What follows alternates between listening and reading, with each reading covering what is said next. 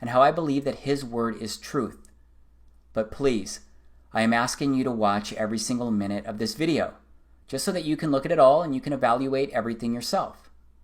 But I'm more confident about all of this stuff than ever before, and that's why I'm finally showing you this.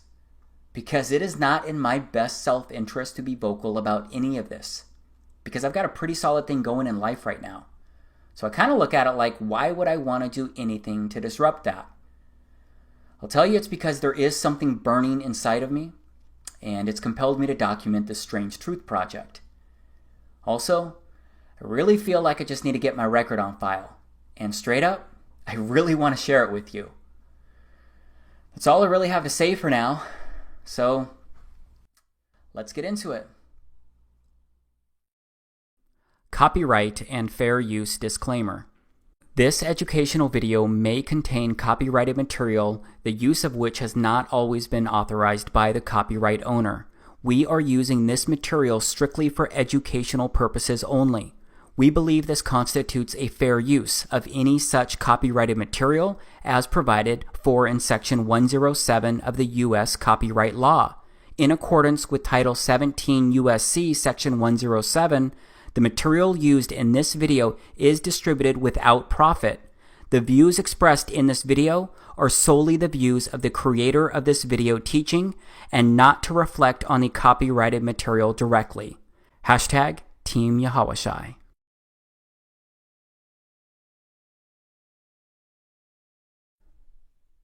This is the moon as seen from Northern California. I used my Nikon Coolpix P900 to record this. It's actually pretty amazing how close I can zoom in on it.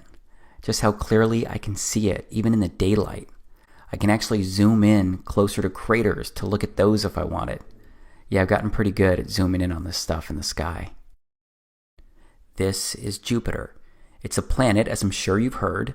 It's one of the gas giants. I didn't really know very much about Jupiter or much about anything in outer space until I started recording the sky using my camera. But you can see this here. Jupiter looks really cool.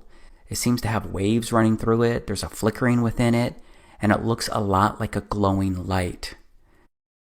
This is Venus. Venus is the second planet from the sun. It's the second brightest natural object in the night sky after the moon. If you didn't know, Venus is a terrestrial planet, and it's sometimes called Earth's sister planet, or twin, because of their similar size, similar mass, similar proximity to the sun. Here's Venus slowed down a bit.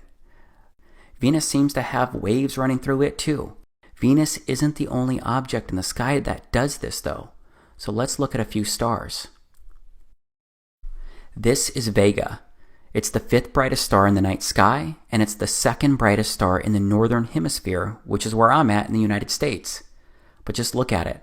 There are some really unique colors in there. It also looks like it's pulsing and waving and moving around inside of it. It also has these ring-looking things going around inside of it from its center to the edges. And just like Venus, Vega has some kind of dot right in the middle of it. But let's look at another star. So this is Arcturus. Arcturus looks like a disco ball with so many amazing colors flashing inside of it. Arcturus is the fourth brightest star in the sky and the brightest star in the northern celestial hemisphere. It's straight up amazing and beautiful. This is Polaris. It's also called the North Pole Star, which is also in the northern hemisphere. Notice how this star doesn't move across the frame of my camera. Remember how all of the previous objects I showed you so far, they moved pretty quickly across my lens when I recorded them. Well, as you may know, Polaris doesn't move more than a degree, and all of the circumpolar stars in the northern hemisphere rotate around Polaris. I'm curious if you've ever seen recordings of planets or stars in the night sky like what I just showed you. Because there's no doubt the moon looks the same as what you've probably seen, but when it comes to planets and stars, I bet that you've primarily seen images like these. I think it's odd how different these online images look versus what I actually recorded and what I actually observed with my camera. I just wish that some of the normal observations came up at the top of some of the online searches I do. I found a lot of things odd and kind of strange and surprising recently, And that didn't start happening until this year, 2017, because I actually started looking up. I started looking at the daytime sky, started looking at the clouds and how different they can be from one day to the next. I looked at planes flying across the blue sky. I looked at the sun behind the clouds. I looked at the clouds floating across the sky. And I started paying attention to the moon in the daytime, in the nighttime. I started looking at the moon's different phases, its different colors. This is a waxing crescent moon. This is a full moon. And like I mentioned earlier, I bought a unique camera to record all of this. It's the Nikon Coolpix P900. I bought it to personally study all of these things as I looked up and took some interest in the sky. And my interest in the sky and my studies, they led me to look into the missions in outer space. First, I looked into the Apollo missions to the moon. Then I wondered why we hadn't been back to the moon in 45 years. I wondered why even now we didn't at least have a fleet of rovers scouring every inch of the moon, including its other side that we didn't even land on. But apparently there's a competition to get rovers on the moon. But I mean, we have a rover on Mars. Why didn't we at least send one rover up to the moon to constantly observe it, since we no longer send humans? It's just hard for me to imagine that we've already discovered and observed everything we could learn about the moon during those 3 years of Apollo missions. You know, we've never put a woman on the moon, only men. So why not send our first woman to the moon? That would be a spectacular accomplishment. At least I think so. But then I came across a video of Don Pettit. He's a very outspoken NASA astronaut who's been to outer space 3 times. He said this is why we haven't been back to the moon. I'd go to the moon in a nanosecond.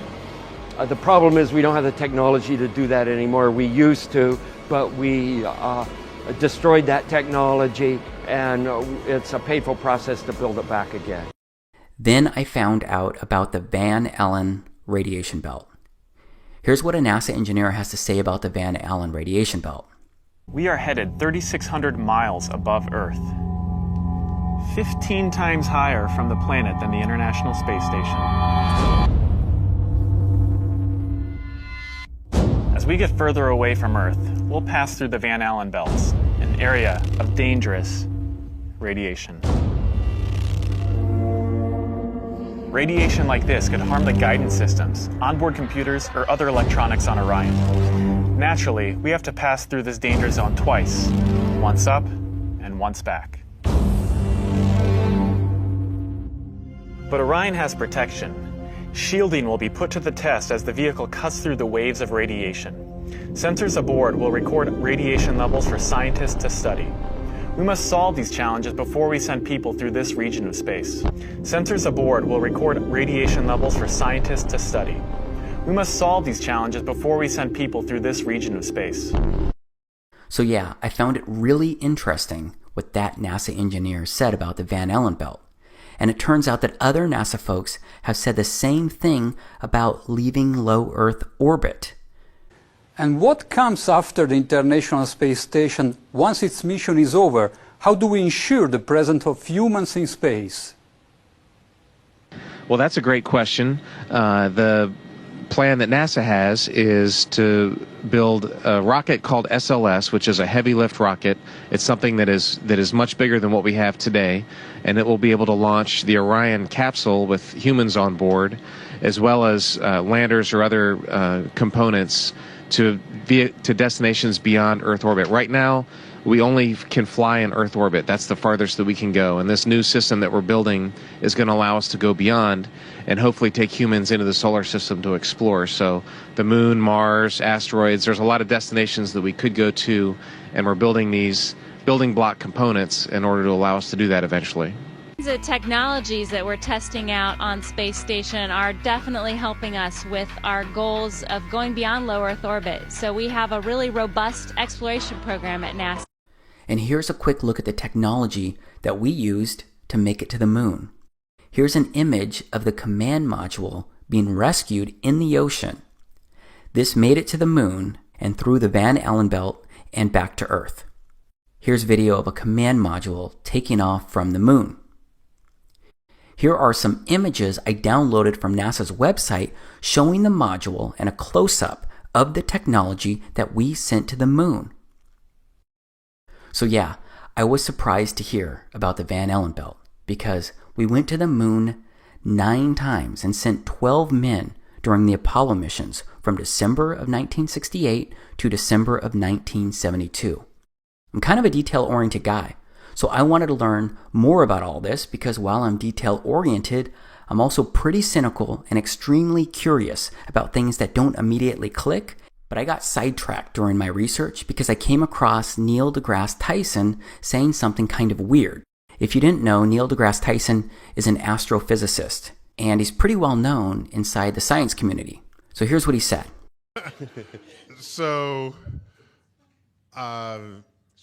you spin, when you spin pizza dough, it kind of flattens out. Yeah. Gets wider in the middle. And so Earth, throughout its life, even when it formed, it was spinning. And it got a little wider at the equator than it does at the poles. So it's not actually a sphere. It's oblate. And officially it's an oblate spheroid. That's what we call it. But not only that, it's slightly wider below the equator than above the equator. A little chubbier. A little chubbier. Yeah. Chubby's a good way. It's like pear-shaped. Yeah. I researched this statement because it didn't make sense to me. And yeah, if you watch the whole video of when he says this, he gets into sea levels and more. But I gotta tell you, he didn't mean the statement as a joke. But it still seems like a joke because who says the Earth is pear-shaped? Pretty odd, right? Either way, his statements and my research led me to download just more images and more videos from NASA's actual website. These are a few of their images of Earth that they took from space. And as I was downloading and researching photos and videos at NASA's website of our first moon landing, the Apollo 11 mission, I discovered something pretty crazy. Apparently, NASA lost the tapes that recorded data of the original Apollo 11 moon landing in 1969. The tapes included biomedical data on astronauts, video footage of the Apollo 11 landing, and all of their telemetry and engineering data. But based on everything I can research, it seems that NASA actually lost not just the Apollo 11 telemetry data, but NASA lost all of the telemetry data from all of the Apollo missions that landed on the moon. That's well over 10,000 lost tapes and over a ton, literally a ton in weight of missing tapes. Fortunately, though, they were able to restore the original moon landing footage that was broadcast to Earth. I guess I just found it pretty odd when you consider that the moon landing is one of the, if not the, greatest accomplishments by mankind. Because I figured NASA would take really good care of that stuff and properly label boxes and reams of recordings. Okay, so that seemed pretty careless. But then I stop and think, wouldn't right now be the perfect time to go back to the moon? We've made significant breakthroughs in technology in the past 45 years. So imagine today's technology that NASA could bring to the moon to record and study it. Imagine the beauty that they could show the entire world. Because we could have crystal clear, high-definition footage taken directly from the surface of the moon. I mean 4K resolution stuff that would blow everyone's minds. But instead, everyone seems to be okay with not going back. And that's despite the original video of our first ever moonwalks during the Apollo 11 mission being destroyed. And they say the original recordings, they were actually super clear and nothing like the grainy video that was broadcast to millions on television. But I guess it doesn't really matter either way, since we destroyed the technology to get back to the moon. That's if you believe what Don Pettit said. So my curiosity compelled me to keep researching all of this stuff. And a lot of what I found, it didn't make a whole lot of sense. Like, why does it look like this flag is flapping or blowing in the wind? And this module taking off looks pretty weird to me. So yes, a lot of the moon landings and stuff surrounding outer space can come across as odd. And yeah, maybe each odd thing can be explained away. It's just that when I look at all of the oddities as a whole, it's a bit creepy. And I say creepy because someone I know and someone I love once said this stuff was creepy when they started looking into it. And all of this creepy stuff made me want to keep researching and keep asking questions. But I ended up asking one question that can get you labeled as a nutcase. It's a question that makes people laugh at you. It's a question that I bet you've already seen coming as you've been watching this video. And that question is, did we really go to the moon? I'm sorry, Jay. I'm sorry. I could see that how that would affect your Christmas. I made that whole thing up. What? I'm sorry. I guess I just wanted to seem interesting. I guess there's a real danger of that on this show. There's a pressure. Well, yeah, yes. people come out and they've run out of anecdotes, you know, and they just start making stuff up. Yeah. Like that Neil Armstrong guy. Have you seen him on the talk shows? Neil Armstrong, you mean the first man to walk on the moon? Talk about a fish story. Man, and they're buying it. Oh, yeah.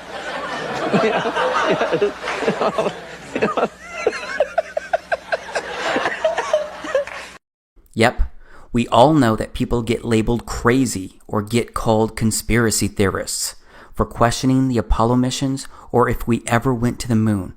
But please stay with me here, okay? I promise that I've really given this a lot of thought, and I've considered how something like this could actually happen. And since we no longer send people to the moon, I started looking into other info and footage surrounding outer space. And I found some interesting things there too. This is Gemini 4 that was completed in June of 1965. That was well before the Apollo 11 mission. This is the first American spacewalk recorded using an 18mm lens camera, and it recorded at 6 frames per second. But straight up, this looks like stop motion video to me. Back to what's odd. And it's that I can't find any other video of astronauts turning their helmets. A turning helmet appears to be only happening during this first ever spacewalk. Because the thing is that my research showed that the helmets couldn't turn or swivel because they're fixed to an airtight ring base. And once the suit is pressurized, it all becomes extremely stiff. And I don't see the helmet turning again in any of the video for this spacewalk or any others. But there's a lot of footage available that's been taken from the International Space Station, the ISS. This is it here. Of course, a lot of live interviews and videos have been done and recorded from the ISS, and that's resulted in a lot of footage to look at. First, and this one's just kind of really funny to me, it turns out that there's a lot of weird-looking hair on the space station. It's like the hair is gelled or hairsprayed up, like straight up, and it's not supposed to move. Why not just let it flow and showcase its weightlessness? Maybe it would get in the way, but there are also ponytails and such, right? You look like you're in a studio, maybe in Omaha, Nebraska or something. The shot is so clear. Is this a hoax? Are you really in space still? See the hair? Okay, this is a good place to freeze for a moment and transition, because things go from questioning weird hair to deeper levels of strange. See the hair? I don't know. We're going to have to do something for you. Yeah.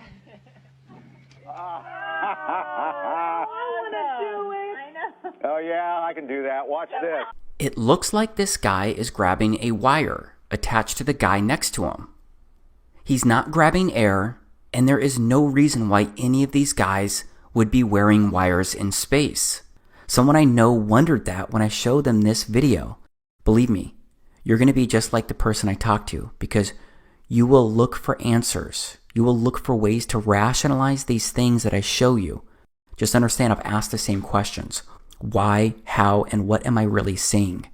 This guy with the red shirt looks like his shirt is being pulled by a wire. There are lots of these instances out there that you can research, but it's not exclusive to the ISS. It also happened on the moon itself, and I'll show you that in a moment. But look at the guy in the middle of these men. He looks like he's actually wearing a harness. This was a live interview with Boise State, and look at how awkward this is. Look at this astronaut who turns with his back to us. Pay attention to his back heels. It seems like there may not be enough slack, so his heels stay off the ground. Okay, maybe that's hard for you to believe or see, but look at this awkwardness. This astronaut looks like he's being yanked up by a cable. So how does he get up like this on his own? I mean, the other astronaut did not pull him, but it looks like he was lifted by some external force outside of him, and it's not the guy next to him. Straight up, it appears that these astronauts are attached to cables or some kind of harnesses at times, because it pulls the astronauts in unnatural ways. It even prevents them from falling all the way down. Sometimes they look like puppets on strings due to the way that they're being pulled or moved along. But how else could they be doing this? Well, it could be more special effects and likely something called augmented reality and or green screens. And this is what it looks like. This is an actual video that NASA did. They meant to do this. This is an example of augmented reality. And then there are chroma key screens. So outside of green screens, there are also blue screens. And that's what you're seeing right here. You're seeing the former president being pushed through this NASA area, and behind him is Tim Peake, an astronaut, with what looks like a blue screen, a chroma key screen right behind him. And do you see the green ball? I mean, we can compare footage around that same time compared to what was caught on camera, and you can see it's the same background. It looks like the same deal. And I've only ever found one other video that's ever shown this same checkered blue screen. This is that one other video that I'm showing you right here. But how coincidental is it that they use this blue checkered background, which is extremely similar to ORAD virtual set technology? I mean, this is the kind of stuff you can do on a budget right here, this video. Now here's something else from the ISS. Look at this card floating. This is directly from NASA's YouTube channel. This card, it just doesn't look real. Is there an air conditioner on up there? I mean, look at it. It looks like they're doing everything they can not to laugh. Next, people say that the spacewalks may have been recorded underwater and not on the moon at all. Because, as you can see here, astronauts are definitely trained underwater. So a lot of folks believe that they may have faked the spacewalks by doing it underwater as well. And that seems to make a lot of sense when you study a lot of the spacewalk videos, because you're going to see what looks like a lot of bubbles going all these different directions. Who knows which direction the camera was actually pointing when these were recorded, but they look like air bubbles escaping maybe from underwater pools where some of these things were recorded or faked. Last, there are zero gravity planes. The only way right now that we can simulate the gravity on Moon, Mars, asteroids is parabolic flight. So yeah, there is likely hours of video of real weightlessness that people have experienced. But you can't do that all the time, so there needs to be other options, especially for the longer videos, like I showed before. Okay, this is a time-lapse video of Earth recorded from the ISS. But I want to step off the space station right now. I want to look at the Apollo 11 crew's first public appearance after returning from the moon.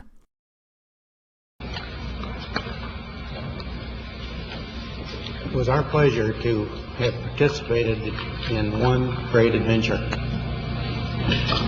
It's an adventure that took place not just in the month of July, but rather one that took place in the last decade. We all here and the people listening in today had the opportunity to share that adventure over its developing and unfolding in the past months and years.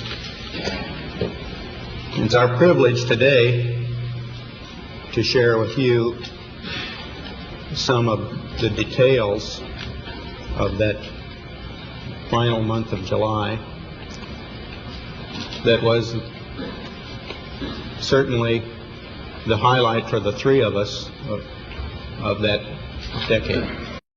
So a lot of people question that video and the emotions that they showed at this press conference, especially Neil Armstrong, who was in the middle. But yeah, it looks like maybe they were impacted by being on the moon. That could be a significant moment. Just as a heads up, this news conference occurred on September 16th, 1969. And these astronauts returned to Earth on July 24th, 1969. So yeah, it's less than 2 months for them to get their bearings. but it turns out that they did forget a lot in that short time frame. When you looked up at the sky, could you actually see the stars and the solar corona in spite of the glare? We were never able to see stars from the lunar surface or on the daylight side of the moon by eye without looking through the optics. I don't recall during the period of time that we were photographing the solar corona what stars we could see. I can't imagine that he was debriefed and that kind of question wasn't asked. What he saw, what he felt, what he experienced while on the moon. And now listen to Mike Collins, who was sitting to the left of Neil Armstrong. I don't remember seeing any. Neil, you were a little bit concerned, you said about... So now Mike doesn't remember seeing any stars either. We have to remember that the reporter asked about them looking up at the sky and if they could see the stars based on the circumstances. So Mike Collins' answer has got to apply to his experience in the command module itself because he didn't walk on the moon or go down to its surface. But let's look again at Neil's response to what Mike said. I don't remember seeing any. Neil, you were a little bit concerned, you said about... Notice his body language, and it looks like Neil even whispers something under his breath to Mike. Was he telling him to simply shut up? I don't know, but the interaction looks really odd to me. All right, here is another interview with Neil Armstrong. And right after I show you this quick piece, I'll immediately share a few more statements made by other astronauts who shared what they could or couldn't see while in outer space. Mr. Armstrong, I do realize that when you were on the moon, you had very little time for gazing upwards. But could you tell us something about what the sky actually looks like from the moon, the sun, the earth, the stars, if any, and so on? The sky is a deep black when viewed from the moon, as it is when viewed from cislunar space, the space between the Earth and the moon. The Earth is the only visible object other than the sun that can be seen, although there have been some reports of seeing planets. I myself did not see planets from the surface, but I suspect they might be visible. From Mark Cameron. This is from Mark Cameron. Whilst in space, have you ever looked away from Earth into the black void? Yeah. All because the you time. can see. Because you can see the stars. Oh yeah. You know, and pretty much all the time you can see the stars. The sky is a deep black when viewed from the moon, as it is when viewed from cislunar space, the space between the Earth and the moon. Space, and you're on the sun side of the orbit. The sunlight washes out all the starlight, so you can't see any stars, just like here on Earth. There's all the stars there, and the cool thing is about it, you can see it during the day. Yeah, you can, and there's more than stars. You can see planets.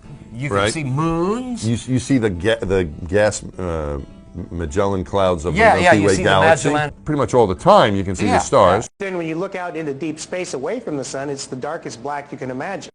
So this black space you're looking at on your screen right now could or couldn't be what you see when viewing outer space from outer space. I guess you have to go to outer space or walk on the moon to confirm this truth for yourself. But I'm going to stay focused on the objects in outer space because I want to ask why the images of stars and planets taken by satellites in space look so different to what I actually observe with my camera. Here's Venus again, as seen through my Nikon P900. Here's Arcturus again. Here's Vega again. Here's another star, Antares. It looks pretty cool too. I showed you my online research earlier, except I can't find any video of these amazing stars or planets that were taken by NASA. Now we're looking at NASA's website. From 1 million miles away, NASA camera shows moon crossing face of Earth. It says a NASA camera aboard the Deep Space Climate Observatory Discover captured a unique view of the moon as it moved in front of the sunlit side of the Earth last month. The series of test images shows the fully illuminated dark side of the moon that is never visible from Earth. The images were captured by NASA's Earth Polychromatic Imaging Camera, EPIC, a 4-megapixel CCD camera and telescope on the Discover satellite orbiting 1 million miles from Earth. First off, that looks very similar to the same side of the moon that I look at. Be interested to know if it's identical. But here below it says, this animation features actual satellite images of the far side of the moon, illuminated by the sun, as it crosses between the Discovery spacecraft's Earth polychromatic imaging camera EPIC and telescope. This is supposed to be the moon passing the Earth from 1 million miles away. So yes, at the same time, I'm criticizing and thinking that their video, their animation doesn't even look real. But I'm also still wondering why we just don't have more videos by NASA of outer space itself. But there are some recordings out there. There's the Cassini spacecraft out there near Saturn that recently plunged into Saturn. And then there is the Juno spacecraft observing Jupiter. But I'm sorry, all of these look like CGI images to me. They just don't look real. So these spacecraft are satellites, right? What about satellites in general? I looked up satellites online, and the satellites are all CGI or fake-looking images when I search them. That doesn't prove anything, but it's another place where primarily CGI images are found when you start researching this kind of stuff. And I do think there's a lot more CGI out there, because there's more stuff that just doesn't seem right when you start looking into it. Like the SpaceX missions. These are landings recorded by SpaceX and published by them. This is CRS-6. This is CRS-8. This is CRS-10. This is CRS-11. Again, this just doesn't look real to me. And how can a rocket steer a landing like this? These rockets are like huge, massive, heavy sticks, except they can rocket to the ground in reverse. They can take off right, re-enter, flip around, and come to the ground in reverse and land with this kind of crazy precision using these tiny little fins. They're not even fins. They don't have wings. So yeah, this is a lot that I'm showing you, a lot that I'm asking you to question. But that's because there's a rabbit hole of random things that just don't make sense, and they don't look real.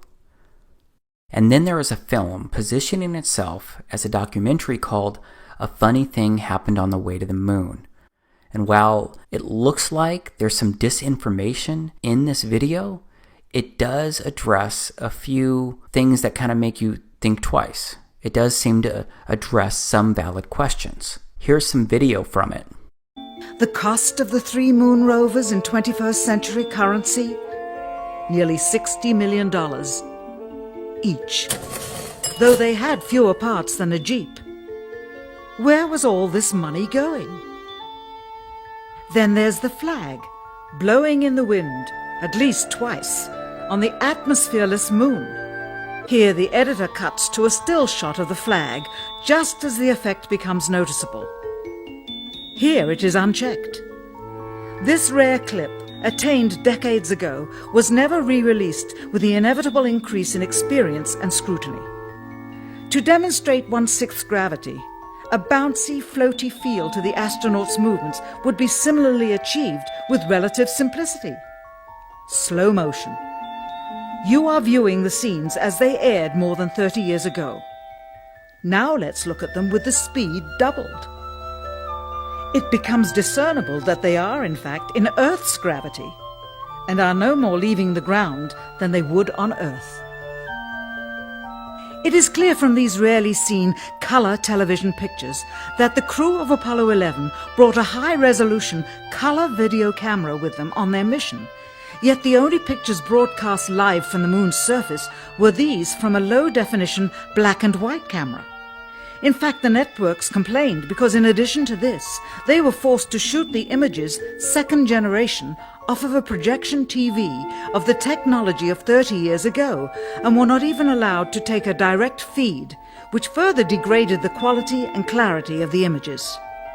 Perhaps this was precisely what NASA and the federal government had in mind.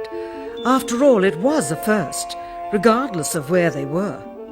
Better to open up their debut mission with fuzzy pictures and numerous blackouts, rather than show too much revealing detail of a false scene that was yet unproven. And finally, the element that seals their fate. Of all the footage of Apollo 11 requested from NASA over a 5-year period, one gem was discovered just before the completion of this documentary. An old reel received by mistake. It contains the raw or unedited footage of the crew of Apollo 11, Michael Collins, Edwin Aldrin Jr. and Neil Armstrong, staging part of their mission for nearly an hour in living color, with exceptionally clear behind-the-scenes audio of conversations discussing the techniques used to achieve a disingenuous picture depicting the Earth at a distance, in order to falsely demonstrate their far journey from it and their ability to survive passing through the Van Allen radiation belts. It cannot be misconstrued that this staging was done for some other reason prior to the mission, for the reel itself is slated and dated July 18th, 19th and 20th, 1969, the very days of the mission when they were said to be approaching and achieving lunar orbit.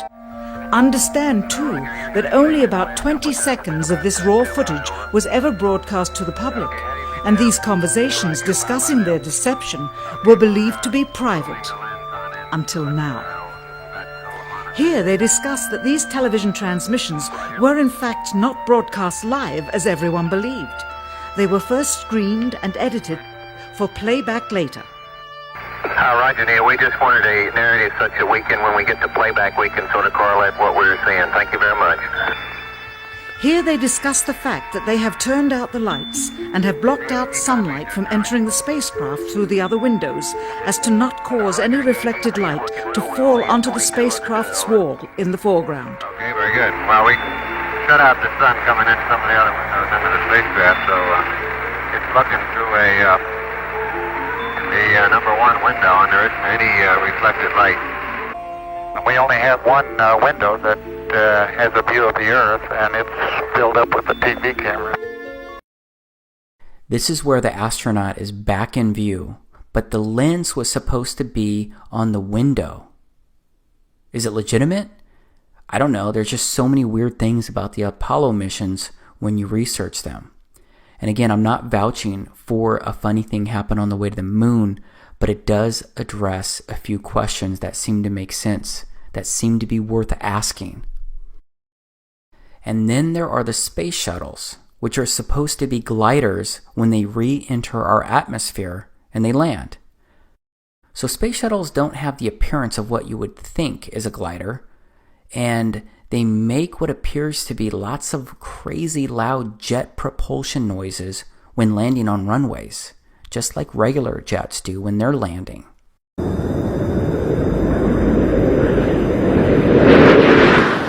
Commander Charlie, Hobart flaring up the shuttle's nose for landing, and so you can see the main gear of in place. And since we're talking about jet propulsion, let's go back to the moon for a moment, because some have pointed out how there's no crater underneath the lunar module landing. The jet propulsion would have likely created a crater, or at least some type of big marking from its landing. There isn't any dust anywhere though, not even on the legs or feet of the module. I would think that some kind of dust or rocks should have been blown around from the lunar module landing on the moon. Keep in mind that the module had a 10,000-pound thrust engine, except it seems to have left no disturbance underneath it. Also, Neil Armstrong is sitting on top of that engine when it's initially landing on the moon, but he's heard clear as day when they're landing. 60 seconds. Lights on. Forward. Forward. 40 feet down, 2.5. Picking up some dust. Straight shadow. 4 forward, drift into the right a little. 30 seconds. Forward. Contact light. Okay, engine stop. We copy you down, Eagle. Houston, Tranquility Base here. The Eagle has landed. There just seems to be so many questionable circumstances involving NASA. And yeah, this next one, I'm talking about the Space Shuttle Challenger of 1986 that exploded soon after takeoff. And please know that I'm taking this one carefully but seriously, because this one involves life and death.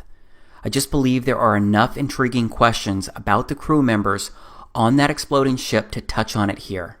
Because 6 of the 7 crew members are considered alive by many people today, because there are 6 people living in the United States who closely resemble 6 original crew members from Challenger. The Challenger's commander was Francis Richard Scobie. Today there's a Richard Scobie who is CEO of a Chicago marketing company. These guys have some eerily similar features, like the same kind of wide-set eyes that both seem to be tilted in their corners. The pilot was Michael J. Smith, and there's another Michael J. Smith living today, a professor, and they seem to look the same. Same smiles, it looks like the same teeth inside those smiles, both have blue eyes, and more. One of the mission specialists was Ronald McNair. It turns out that he has a brother named Carl, who's living today, and they look like they could be twin brothers. Another mission specialist was Ellison Onizuka. He also has a lookalike brother still alive today, and his brother's name is Claude. Another mission specialist was Judith Resnick, and there's a Yale law professor with similar features and identical name living today. And then there was the teacher Sharon Krista McAuliffe. Well, there is a Syracuse professor named Sharon A. McAuliffe who looks a lot like the original crew member with the same first name and last name. Again, I do not take sharing this information lightly, because it is a serious thing when you question if people may have really died. So I don't know about this for sure. I just know that the odds seem pretty crazy that 6 of the 7 crew members have people living today with appropriately similar ages, nearly identical names, and strikingly similar features. And what about the fact that we're now planning to send humans to Mars, and we want to colonize it? So forget about inhabiting the moon, which would be way easier because it's way closer and we've already put people on the moon, but instead let's go inhabit Mars, which is much further away and way harder to get to. So everything I've shared so far, to me it's really bizarre and odd. Much of it doesn't add up, if you ask me, but still, many of you will find explanations. There's a lot of info out there, but based on what my eyes have seen, based on using my own personal logic, even if I wanted to eliminate half of the things I just showed you as untrue, I simply can't explain away the other half as untrue because there is too much that just doesn't make sense in my head. But after looking over all of the information and evidence surrounding our explorations into outer space, the moon landings, and what science teaches me about it all, based on what I can actually observe and prove myself, I'm now at the point where I don't believe we ever went to the moon. I don't believe we've gone to outer space in the way that they tell us. I don't believe an International Space Station is orbiting the Earth. I don't believe it's possible. And there are many more extremely compelling reasons why I believe this, beyond the limited information that I've presented so far here. Of course, I promise to show you much more here, but I want to pause before moving on, because this information may be new to you, and that can make it hard to believe or even consider. You may be laughing at me right now, or wondering when Dave lost his mind and went full conspiracy theorist. I used to think that it was crazy before I started researching all of this. But what if it was possible? What if what you've been told was not the truth? Or maybe it was full of half-truths? Would it be the first time that someone lied to you? Would it be the first time that your government lied to you? It's easy for me to say that, especially when you may be thinking the opposite. But no matter what, I'm the one making these claims, so I need to present more information to show how all of the pieces could fit. So please just stay with me here, because we've barely touched the first layer of how odd and bizarre things may really be.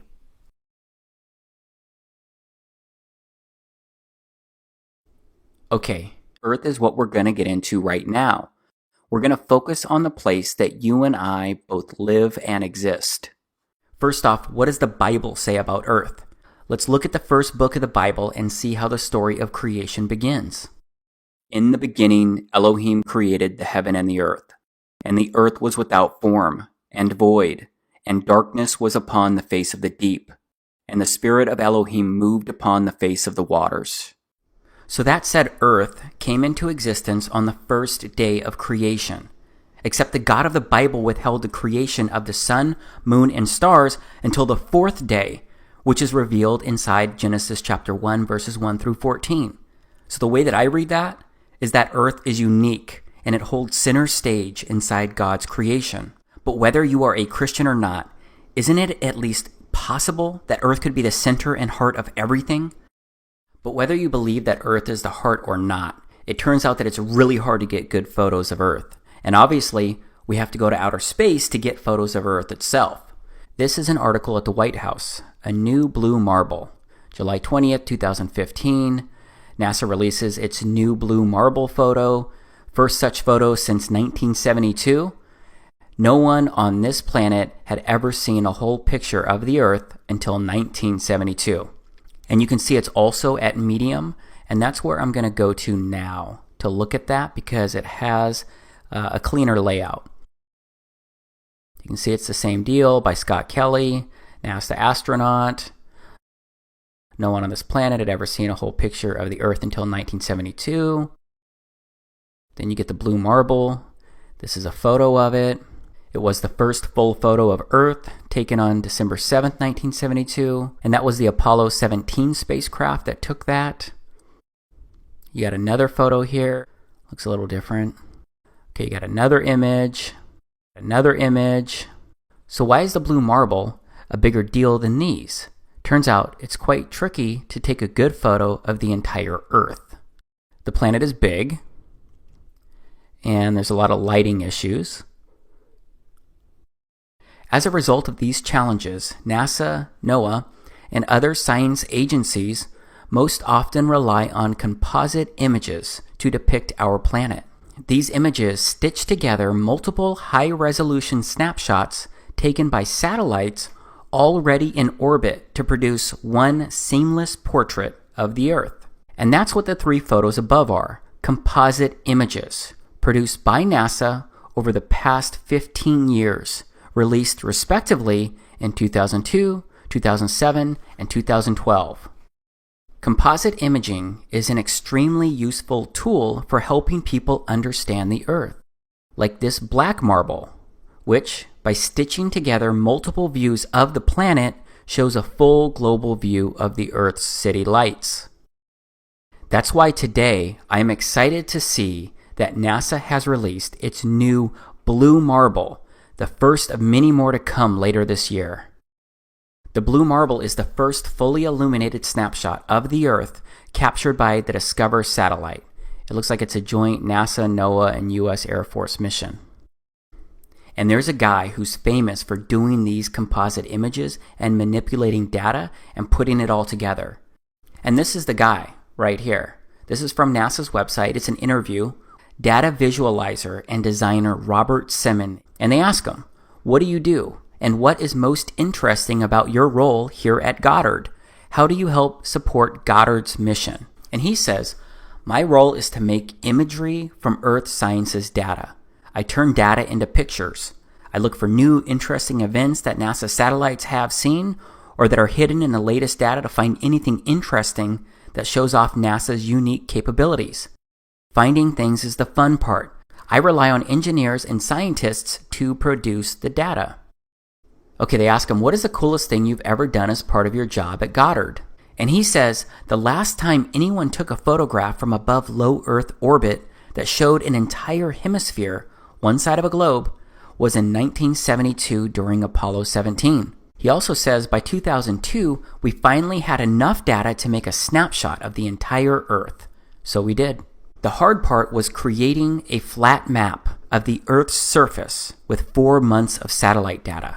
Rito Stockley, now at the Swiss Federal Office of Meteorology and Climatology, did much of this work. Then we wrapped the flat map around a ball. My part was integrating the surface, clouds, and oceans to match people's expectations of how Earth looks from space. That became the famous blue marble. Okay, I know I already touched on this earlier, but I just keep wondering.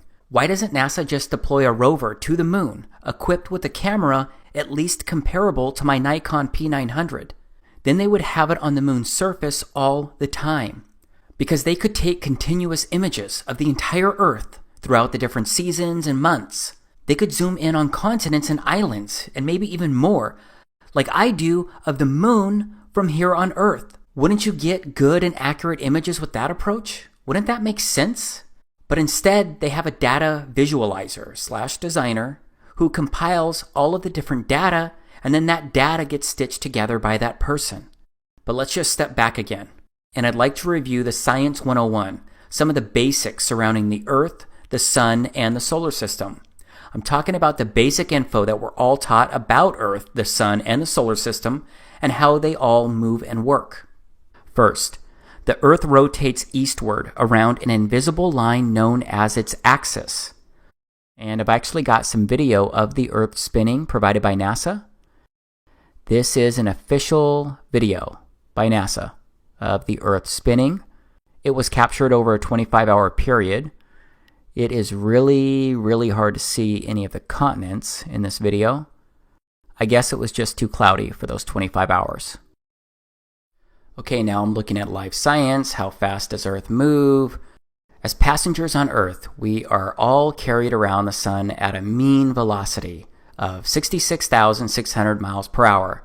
Add that dizzying notion to the fact that we are spinning at the equator at a 1,000 miles per hour clip, an action that causes the planet to bulge outward.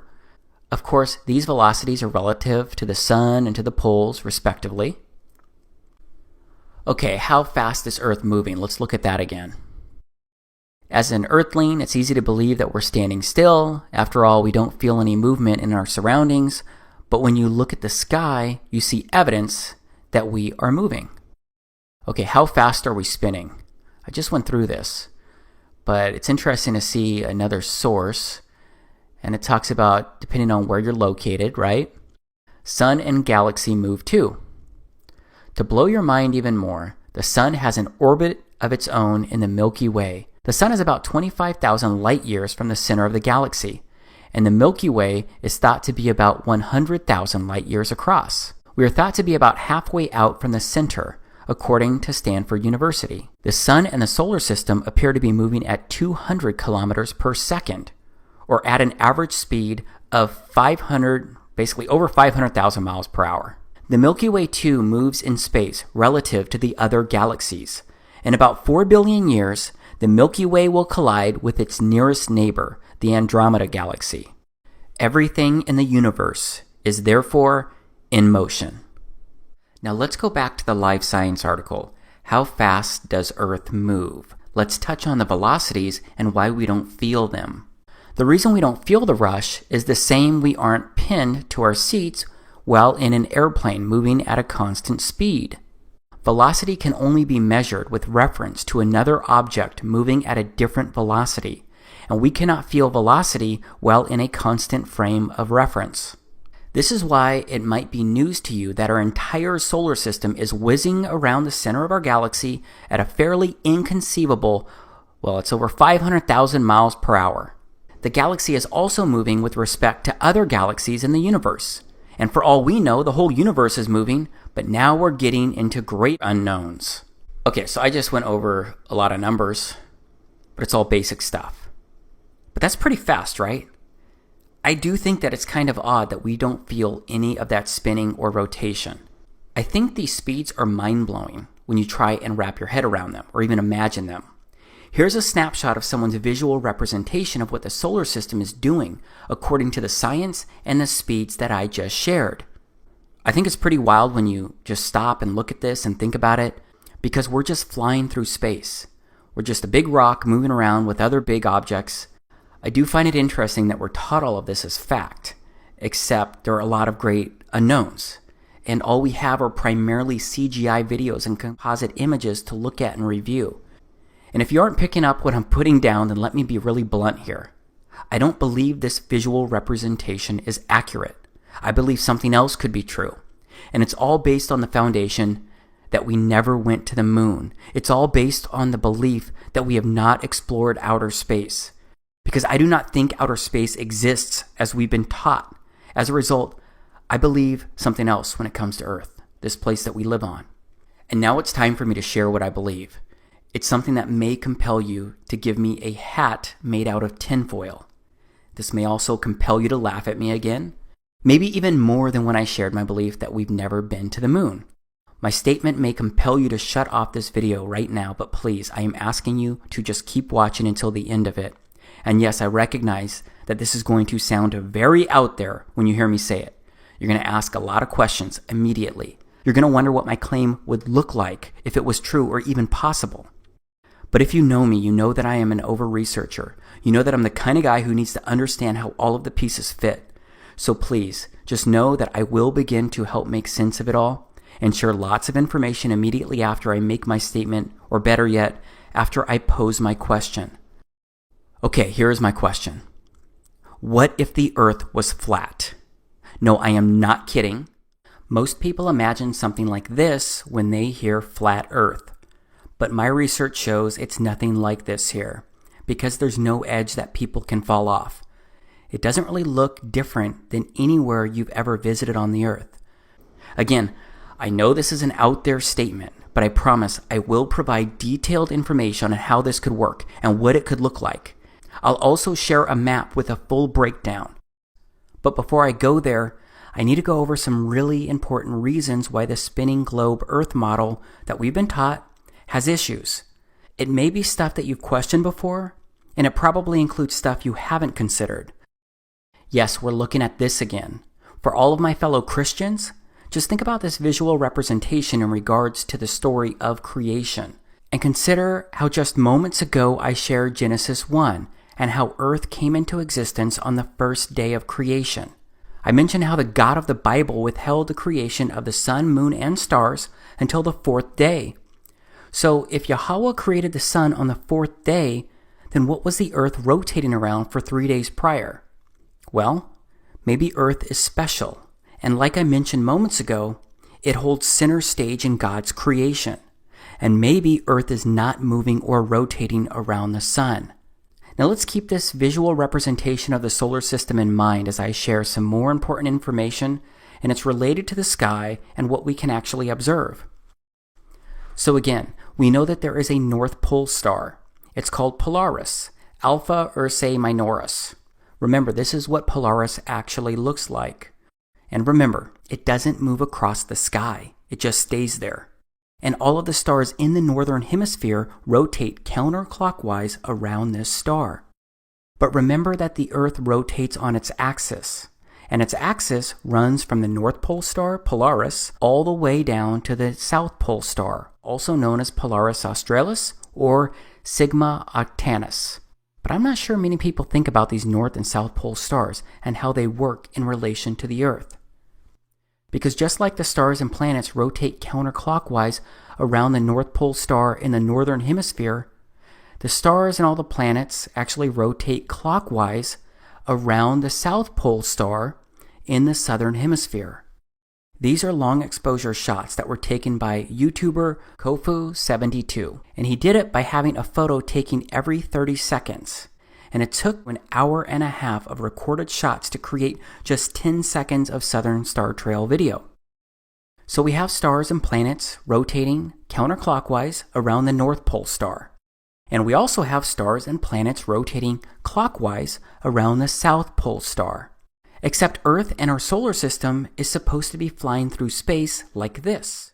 But the North Pole star never moves above the Earth, and all the stars rotate around it. And the South Pole star stays in place below the Earth, and all the stars rotate around it the opposite direction down there.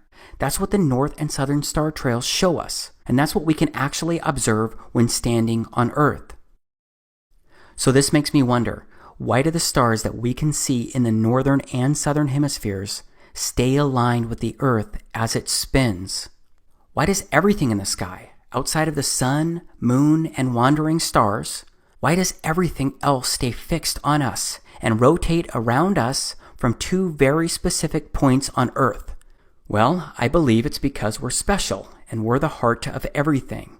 Straight up, I believe we've been told many untruths, and very shortly I'm going to show you how I believe all of this could actually work. Because isn't it strange that you feel none, I mean none, of the Earth's rotation? That's anywhere from 700 to over 1,000 miles per hour. Those are ridiculous speeds and you feel nothing. Or what about the other speeds that are allegedly happening right now? Like the Earth rotating around the Sun or the solar system speeding at over 500,000 miles per hour. As humans, we can perceive movement. Our senses tell us when it's happening, even when we're in a car speeding down the highway, or when we're in an airplane, not just during takeoff and landing. Yeah, we get used to moving inside these objects, but we still know we're moving inside them, and we're moving at speeds a fraction of the Earth's rotation, except we don't feel any of the Earth's rotation. We don't feel the Earth orbiting the Sun. We don't feel any speed. We don't feel any movement of the solar system itself. This is important, and many people just brush it off. You may be doing that right now, because again, we're told that we can't feel it because we're moving with the spinning Earth. We're told we're used to it. Yet our senses can and should be trusted, and if we're honest with them, they'll tell us that we're not moving at all. I believe it's that simple, but it's really hard to believe because it's not what we've been told since birth. But what about before birth? What do books that have been around for thousands of years say about all of this? Well, did you know that the scriptures consistently speak of an immovable, established earth? There are a lot of verses that are pretty explicit about this. So let's take a look at some of those verses right now. First, let's look at the beginning of Job 38. This is where Yahweh confronts Job about the way that Job was questioning Yahweh. Then Yahweh answered Job out of the whirlwind and said, "Who is this that darkeneth counsel by words without knowledge? Gird up now thy loins like a man, for I will demand of thee, and answer thou me. Where wast thou when I laid the foundations of the earth? Declare if thou hast understanding. Who hath laid the measures thereof, if thou knowest? Or who hath stretched the line upon it? Whereupon are the foundations thereof fastened? Or who laid the cornerstone thereof?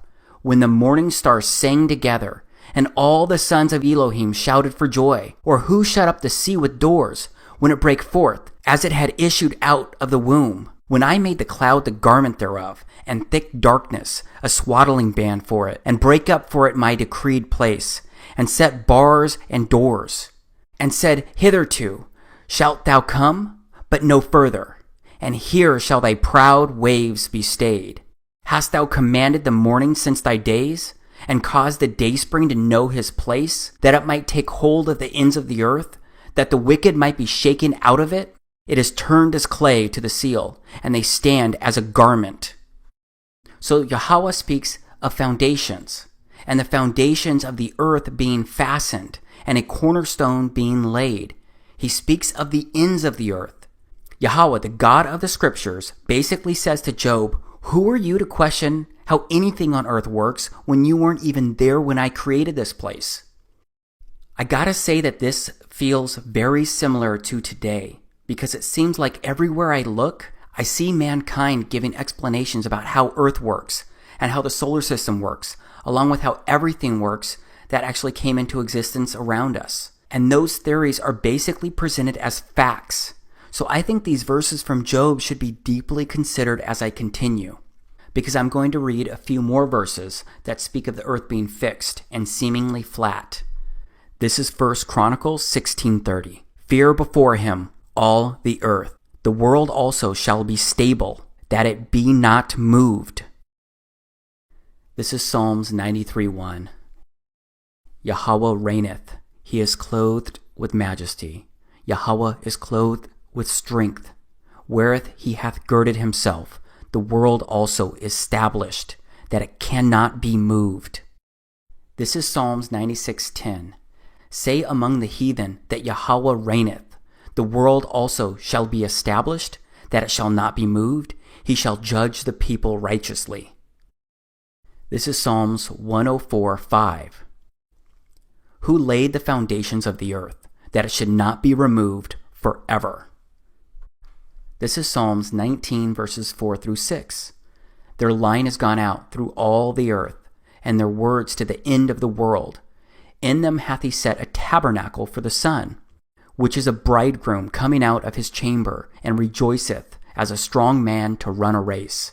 His going forth is from the end of the heaven, and his circuit unto the ends of it, and there is nothing hid from the heat thereof.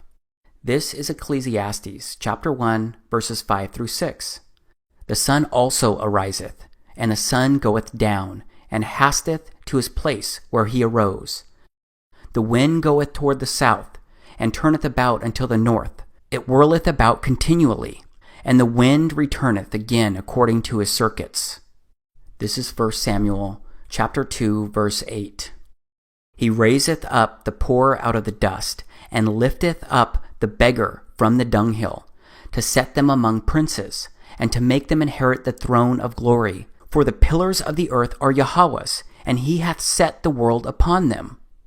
Okay, this is Proverbs chapter 8, verses 28 and 29. When he established the clouds above, when he strengthened the foundations of the deep, when he gave to the sea his decree, that the waters should not pass his commandment, when he appointed the foundations of the earth.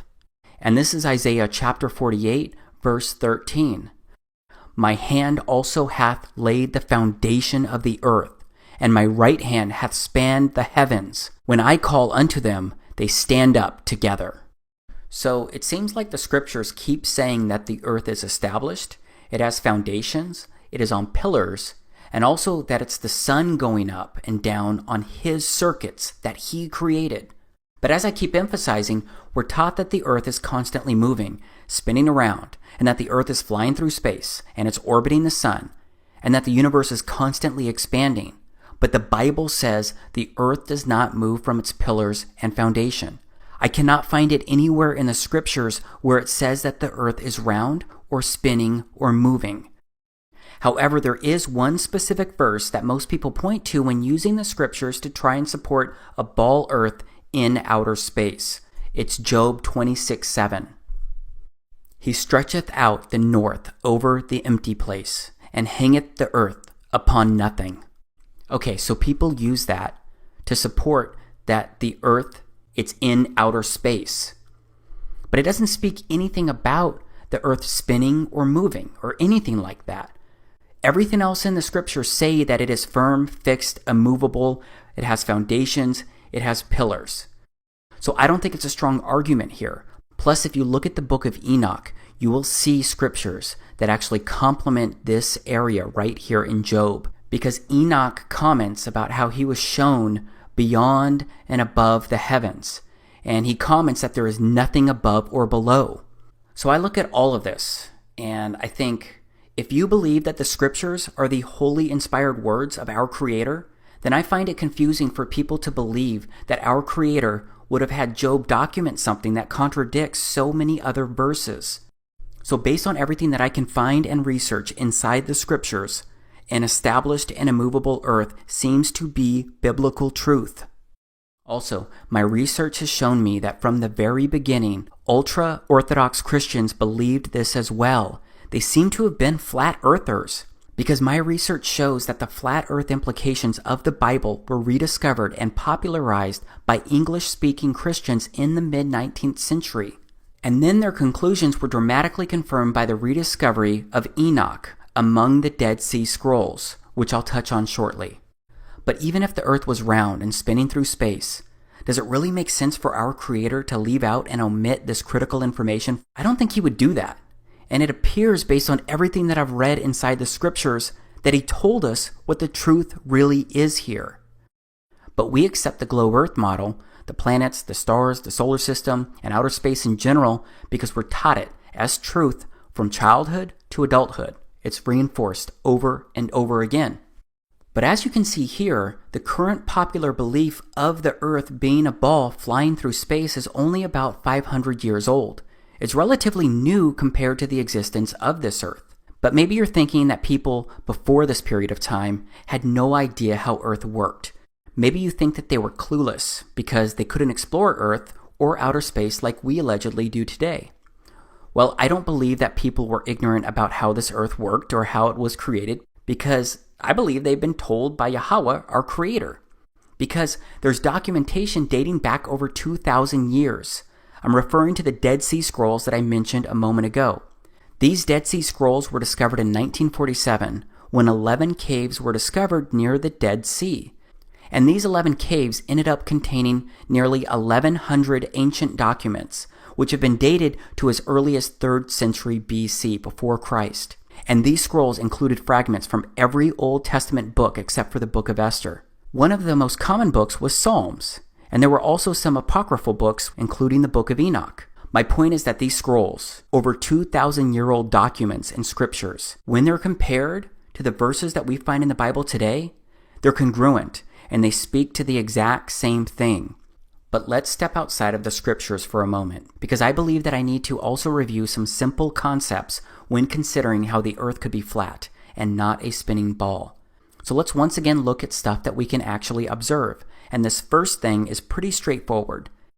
It has to do with water. Because water, it always finds its level. Yes, water always finds its level. And doesn't water always flow downhill because that water is seeking its level? Do you believe these simple concepts are true? Do you believe that water always finds its level and that water runs downhill? I believe they're true because I observe them happening all the time. So what about the miles and miles of ocean reaching from one continent to another? How does that water not find its level? Okay, this is California on Google Earth. Now let's scroll all the way over to Japan. It's over 5,000 miles of ocean from California to Japan. That's a lot of water that has to have a lot of curve. Okay, so what you're looking at now is a crude mock-up that I created that is going to try and represent the California to Japan scenario with the curved ocean. And let's say you have someone standing on the beach in California. And then you have someone standing all the way over there on the other side of the globe in Japan. Let's zoom in on what the person in California would see. Right? They're looking around, they see nothing but a flat land. And if they were to use their water level, they would see it's flat. Everything's flat. And then if we looked at the other side with the person standing on Japan, on the edge, looking out into the Pacific Ocean, they could also take their water level and they would see that it's level. They would see that it looks nothing but flat when looking out. So you have these two people, and they're looking out. They both think that they're at the top of this ball.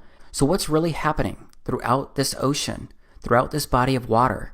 Can you take a water level to everywhere and it's going to be level? Yeah, of course you know that you could. But what if this is not what's really happening? What if this is what's really happening? And the two people standing on both continents are actually just at water level as well. Wouldn't that be easier to comprehend and understand? Because water always finds its level.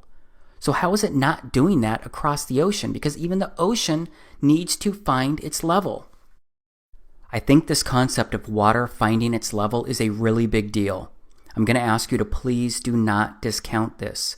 And when it comes to water always finding its level, I've actually got a couple friends who are doing a world record water level test. Their names are Ronnie Harris and Jason Laufenberg. They run their own YouTube channels, but also run a shared channel at Beyond Flat Earth. And while I don't agree with everything that they've ever shared, we do agree on a whole lot, especially the Earth being flat. And I'm grateful to them because they've helped me discover and research so much. So they're going to do a world record water level test, which I'm fully supporting. It's going to be pretty simple with a total of 3 miles worth of hoses. Obviously, it's going to have some water, a surveyor, and a bit more. So just go to YouTube and search World Record Water Level Test to learn more about it or even support it. Now let's keep moving along because I want to talk about gravity. Because we're told that gravity is what makes much of this happen, right? And gravity must exist and it must be true for the ball Earth to exist. So what do we know about gravity? Well, here's what one of the most popular leaders in science says about gravity. What is gravity? You have no idea. Okay, next question. Wow. No, here's the difference. We can describe gravity. We can say what it does to other things. We can measure it, predict with it. But when you start asking, like, what it is, I don't know. So to say, what is it? I think Einstein, in an Einsteinian answer, we would say gravity is the curvature of space and time. And objects will follow the curvature of space-time, and we interpret that as a force of gravity. That's probably the best answer I can give to a what is gravity question, or why is there gravity. That's the best I can do there. I think that's a good start. And I can also say that Einstein noted that matter tells space how to curve, space tells matter how to move. Okay, are you confused yet? Apparently, I need to be an astrophysicist to understand or attempt to explain gravity. But if you zoomed in on the Earth from outer space and looked at the edge of the Earth, then you could see some really interesting stuff. You would see people standing sideways or even upside down. You would see mountains with the water rushing in startling directions. Remember, NASA could have and could still show us these types of videos by having a camera like mine on the surface of the moon. They could easily zoom in on the side of the Earth like I zoom in on the side of the moon. Then they could show mountains and more on their sides or even upside down. So yeah, I've tried to wrap my head around gravity. Maybe my brain is just too simple to try and understand it though, especially when I picture it working the way it's supposed to work all around the Earth. Because this is literally how it would look. Water flowing upside down, people standing upside down. Except we all picture ourselves upright on top of the ball Earth. Everyone always imagines they're standing at the top of the ball. But not everyone can be standing at the top of the ball, right? And it turns out that there are other explanations surrounding gravity. So I'd like to show you some of that right now. Alright, so this is a balloon filled with half helium and half air. It's not going anywhere, it's not going up or down. It is just floating. So gravity, it holds people, buildings, and these miles and miles of oceans that I mentioned earlier, all of it gets held to the Earth's surface because of gravity. But it can't actually pull down this balloon that's filled with half helium and half air. And then what about this balloon that just floats off into the air? But then what about these balloons? They just go straight up as well. Gravity is not pulling on these. So it seems that gravity is not very consistent. These are a few more examples of things being dropped, obviously into water, and how they're reacting. And then this video continues to actually share how the buoyant force is the opposite of density, and that it's density that causes objects to fall, and not gravity pulling these objects down. Here are some more examples. But let's move beyond gravity for a moment, okay? Because I want to go back to the concept of water always finding its level. When I was going over this earlier, I basically said that there's no curvature on Earth. And I bet that curvature is not something you have actually observed using your own eyes. But it's something that we're supposed to believe exists because we've all been told it's there. But how many people really think about this? So where can you see the curvature of the Earth? You should be able to detect the curvature of the Earth from an aeroplane at a cruising height of around 35,000 feet. But you'd need a fairly wide field of view, 60 degrees, and a virtually cloud-free horizon. So this is what you would see when rising in altitude. This video was actually recorded by people using balloons. And in some instances, they were looking for the curvature of the Earth. As you can see, there's no curvature. Except you can see because of the lens, sometimes it distorts the Earth and it makes it look like there's curvature. And again, that's just the lens. I'm going to go over that in just a moment. But what is the math behind the curvature? This is the math that somebody did right here. And you can see here that it's a spherical trigonometry of a sphere with 4,000 mile radius. And you can see here from the center point to the surface of the Earth, it's supposed to be roughly 4,000 miles because that's the radius. You can see the math here and how it's working.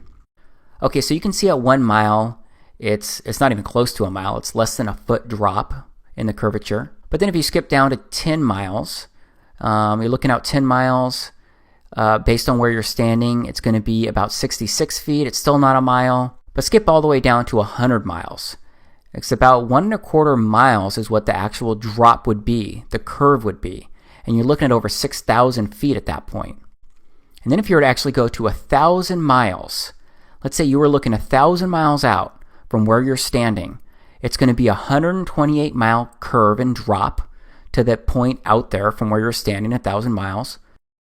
And you can see it goes further and further. At 2,000 miles, you're looking at over a 500-mile drop based on where you're looking. Really quickly, what is a fisheye lens? A fisheye lens is an ultra-wide-angle lens that produces strong visual distortion, intended to create a wide panoramic or hemispherical image. And it talks a little bit more about that. You can see what it looks like right here. And I gotta tell you that I was recently on a 14-hour flight where they used a fisheye lens to show the exterior to passengers through our television screens as we made our trip across the Earth. That fisheye lens made the outside surface look curved when we were in the air, except when we took off and landed, the same distorted curved proportions remained. And speaking of airplanes flying great distances, do planes constantly have to steer downward toward the Earth? Remember, they're covering a lot of distance and a lot of curvature in a very short amount of time. Now let's go back to the same mock-up that I created, the one that I used before, and let's say that an airplane is flying from one continent to the other. Let's use Japan and California again, because you're going to have an airplane right here, and it's going to have to take off on what it thinks is a flat surface, and it's going to have to cover the ocean, and it's going to have a certain trajectory, and it's going to go that distance for a certain amount of time. But what it really needs to do is curve around the Earth. So that means that that airplane, every so often, should actually be pointing down and changing its trajectory. It's going to have to keep doing that over and over and over again. But wouldn't it make more sense if it was actually just flying straight across a level ocean? Because doesn't water always find its level? And what happens when planes need to land? Let's look at another quick mock-up, because keep in mind that the Earth is rotating as airplanes are flying. And so what you got here is the Pacific Ocean in California. You've got your north, east, west, and south. Remember that the Earth rotates eastward, right? It's going to be moving this direction. But let's say we actually put an airstrip on California north to south. And let's say that we had an airplane that was going to land in the direction of north. As the airplane is landing and moving across the Earth, wouldn't the Earth's surface be moving eastward? So wouldn't airplanes have to take into account this movement? Wouldn't that be a challenge for them to land? Of course, I am aware that I guess some people say that we are in an enclosed atmosphere. So the atmosphere itself is moving with the Earth. But I still think about these kind of things, and it doesn't make complete sense. Something else that doesn't make sense when it comes to airplanes flying is a gyroscope. First, how does a gyroscope actually work? And what does it do? And how does it work in planes? Let's take a look at a quick video. This is a gyroscope. It consists of a metal wheel mounted on an axle. The wheel and axle spin freely, secured in a metal frame. This simple device can behave in the most unexpected ways. The components of this simple mechanism are obvious, and it doesn't seem to have any special capabilities. Try to stand it on end and it falls over. Try to suspend it like this and it drops. Apparently it can't defy gravity. But spin the wheel and all that changes. A string provides a simple method to spin the wheel. The first thing I notice about the spinning gyroscope is that it resists attempts to change its position. A resistive force appears when I attempt to tilt or rotate the gyro. Now when I stand it on the tabletop, it stays vertical. The spinning wheel is creating a force that holds the gyroscope upright. When the wheel stops, the force disappears and the gyroscope falls. Incredibly, this force will support the gyroscope like this. It appears to be levitating. A spinning gyroscope will balance on a string. You can even lift the gyroscope with a string looped around one end.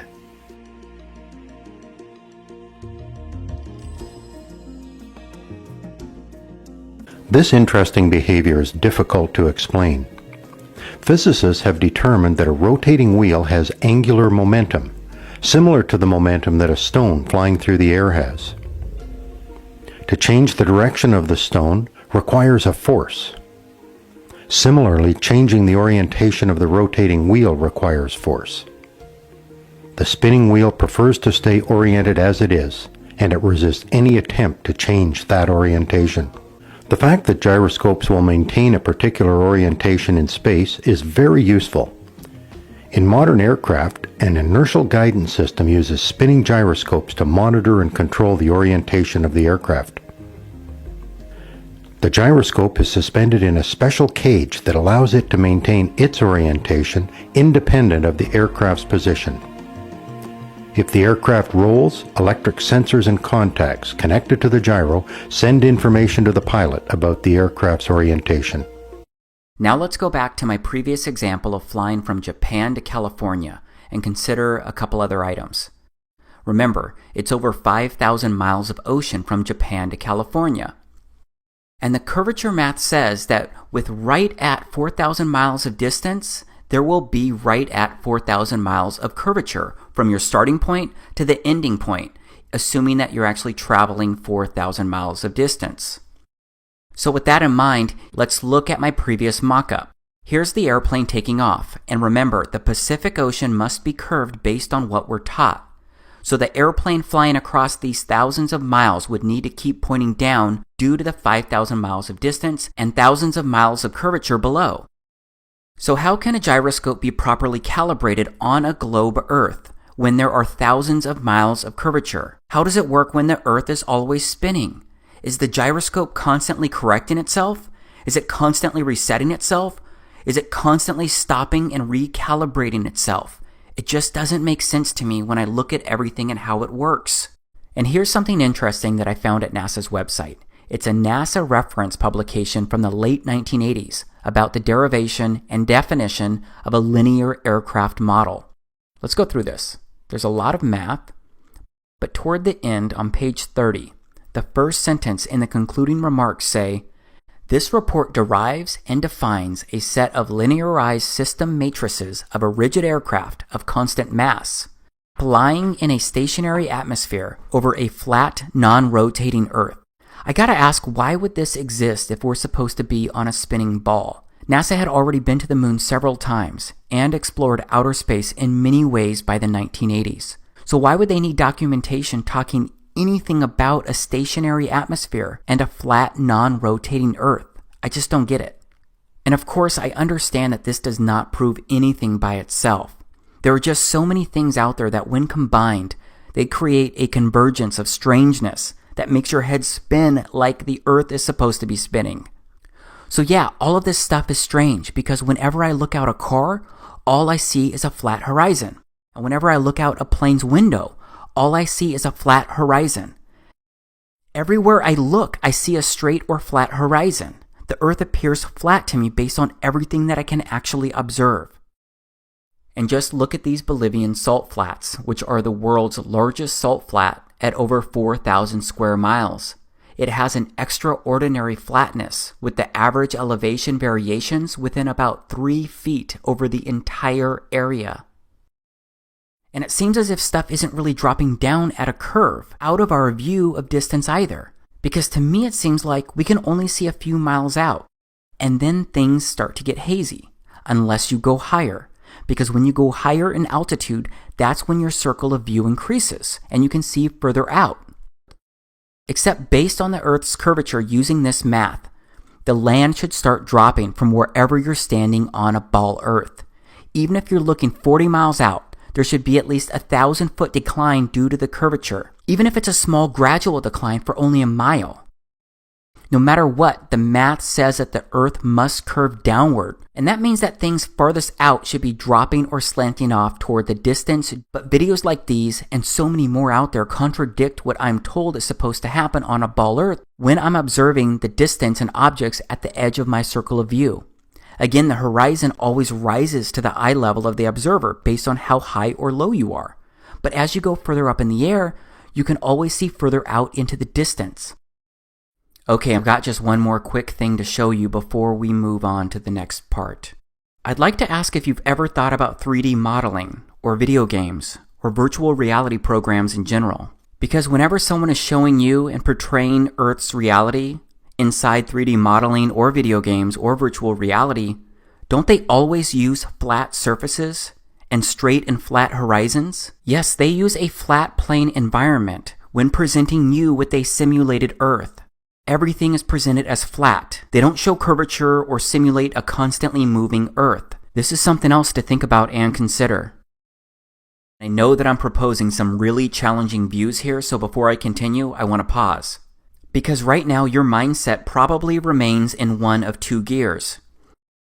The first could be that you're still somewhat open to the possibilities of what I've shown you up to this point, but you have a lot of questions about everything, or maybe at least most of it. The second gear could be that you're still disappointed in what I'm sharing, and maybe you're rejecting and discounting most or all of what I'm saying. And maybe you're thinking that I may have truly lost my mind, and those thoughts confuse or upset you, because you're sitting there wondering how I could be open to believing these things. Here's what I'd say to both camps either way. Believe me, I know what I'm sharing here is strange, to say the least. Again, this was not easy for me to consider. That's why I've done my own research into everything that I've shown you so far. That's what led me to research the even stranger things that I'm gonna show next. But no matter what, whether you're questioning everything or open to anything, I have a feeling that you want me to show you what a flat Earth could actually look like and what it would take for it to actually work, right? Well, that's exactly what I'm going to focus on next. And this next part may end up being the hardest thing for you to consider, process, or accept.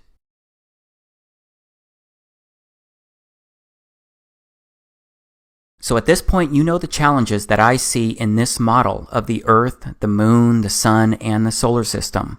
And based on what people can actually observe and based on my faith in the scriptures, I don't believe that we're flying through space or that we're just a speck of dust in an ever-expanding universe.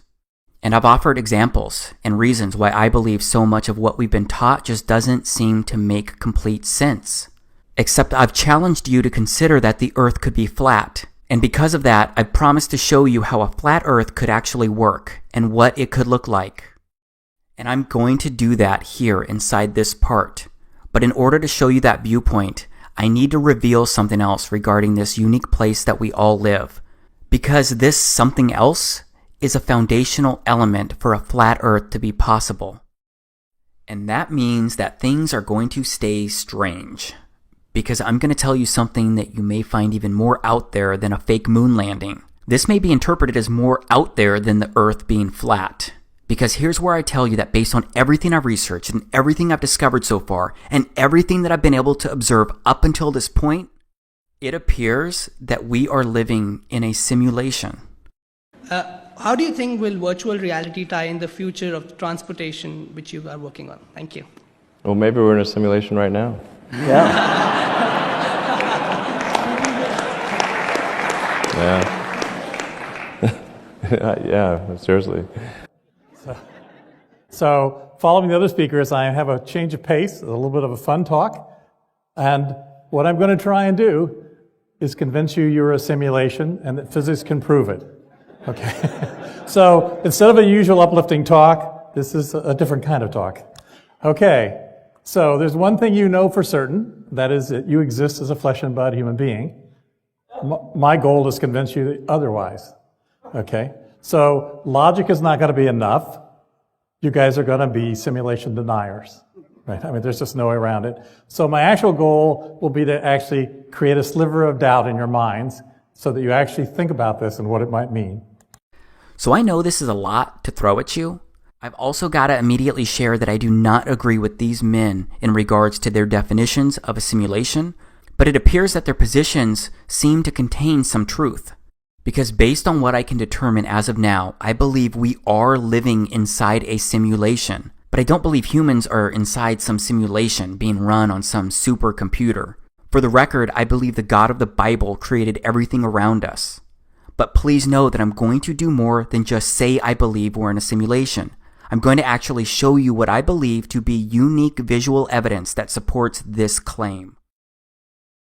Because there are visual wonders everywhere. They're mostly overlooked.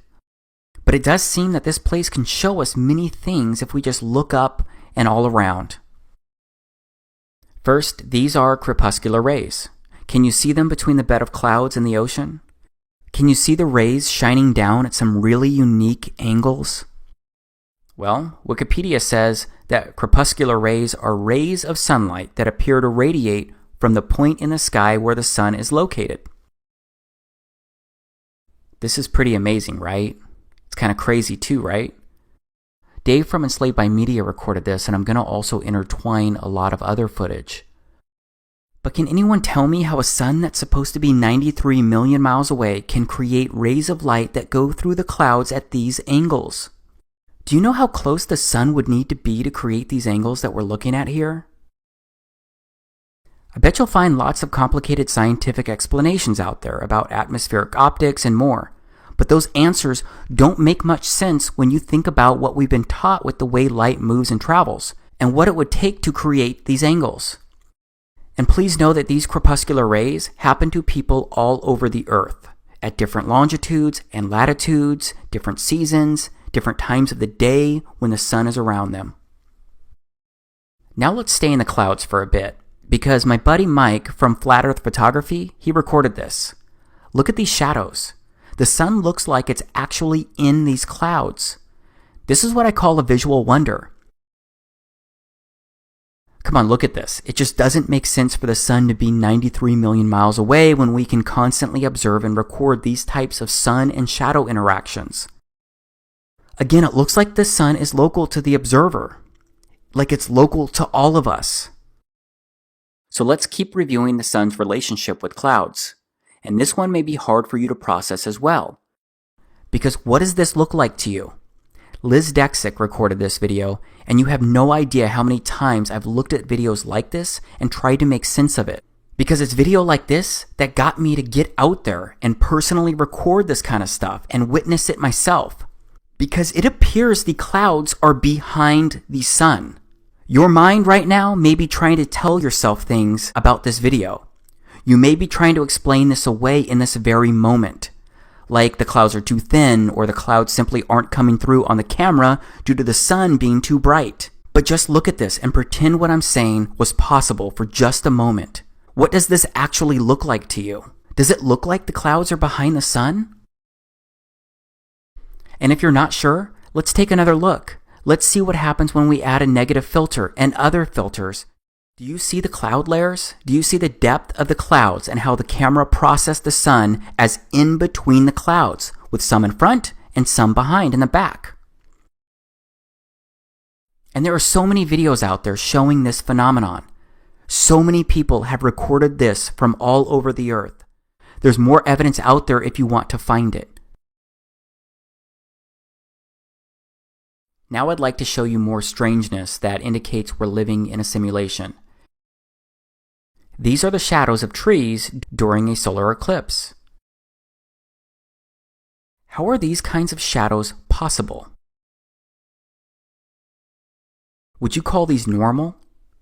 Can you tell me how these shadows work? Again, maybe you'll find some scientific explanation for this out there, but I challenge someone to recreate these types of shadows through trees when an eclipse is not happening.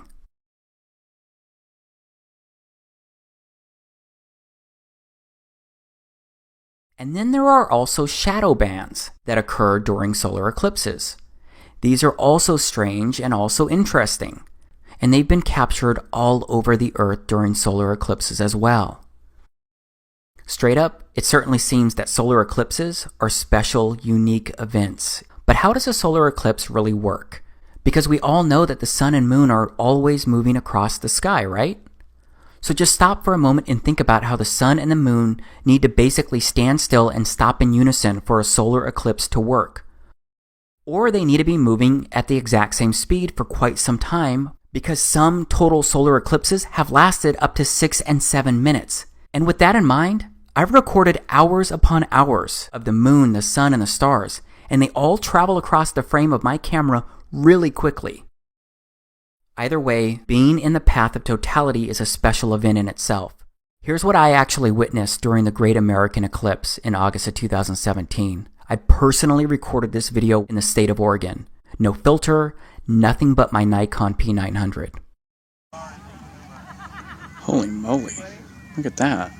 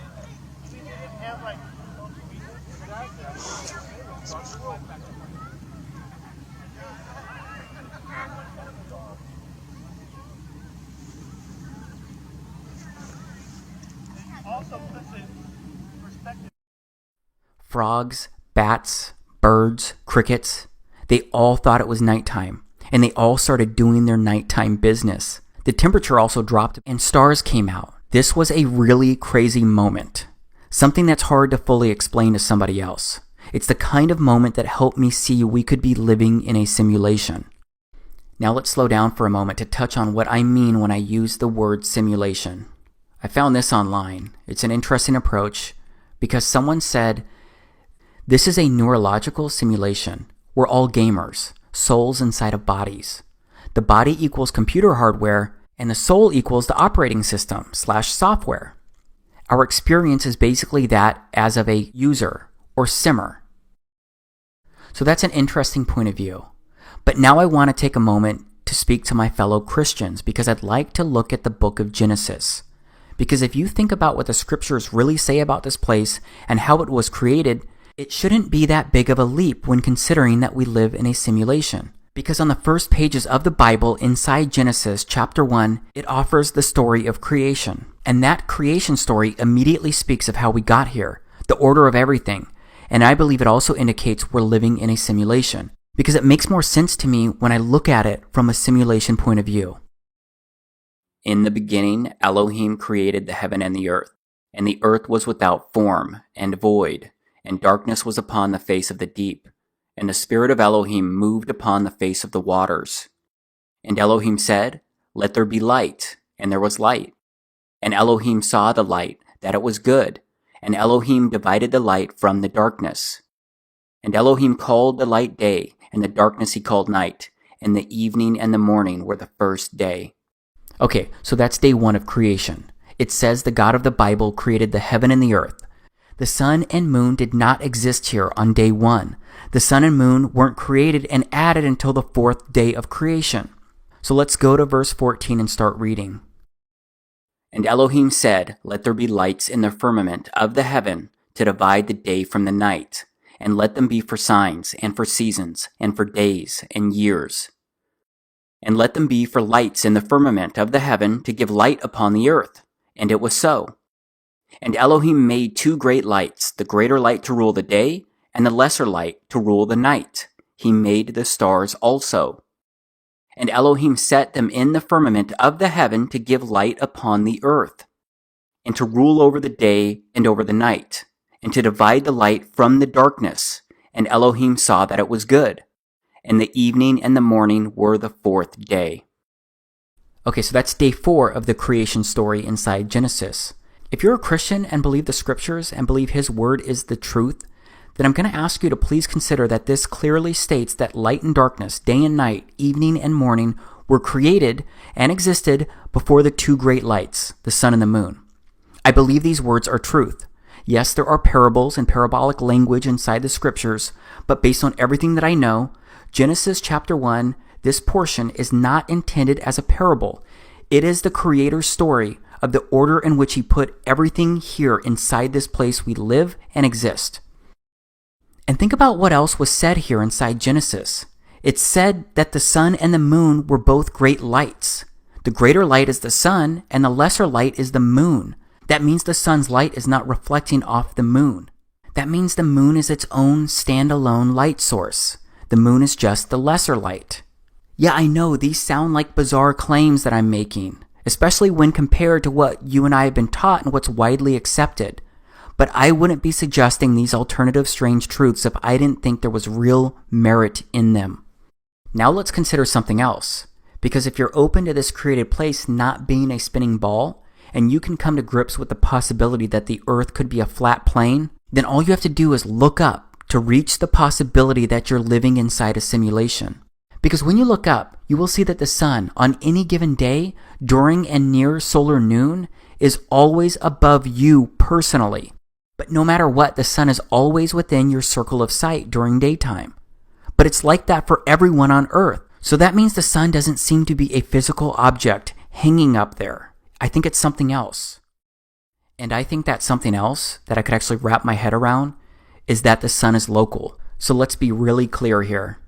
I'm saying the sun and the moon are traveling on the Creator's circuit, and the sun and moon are being personally rendered to you, the observer, because you are the center of your simulation.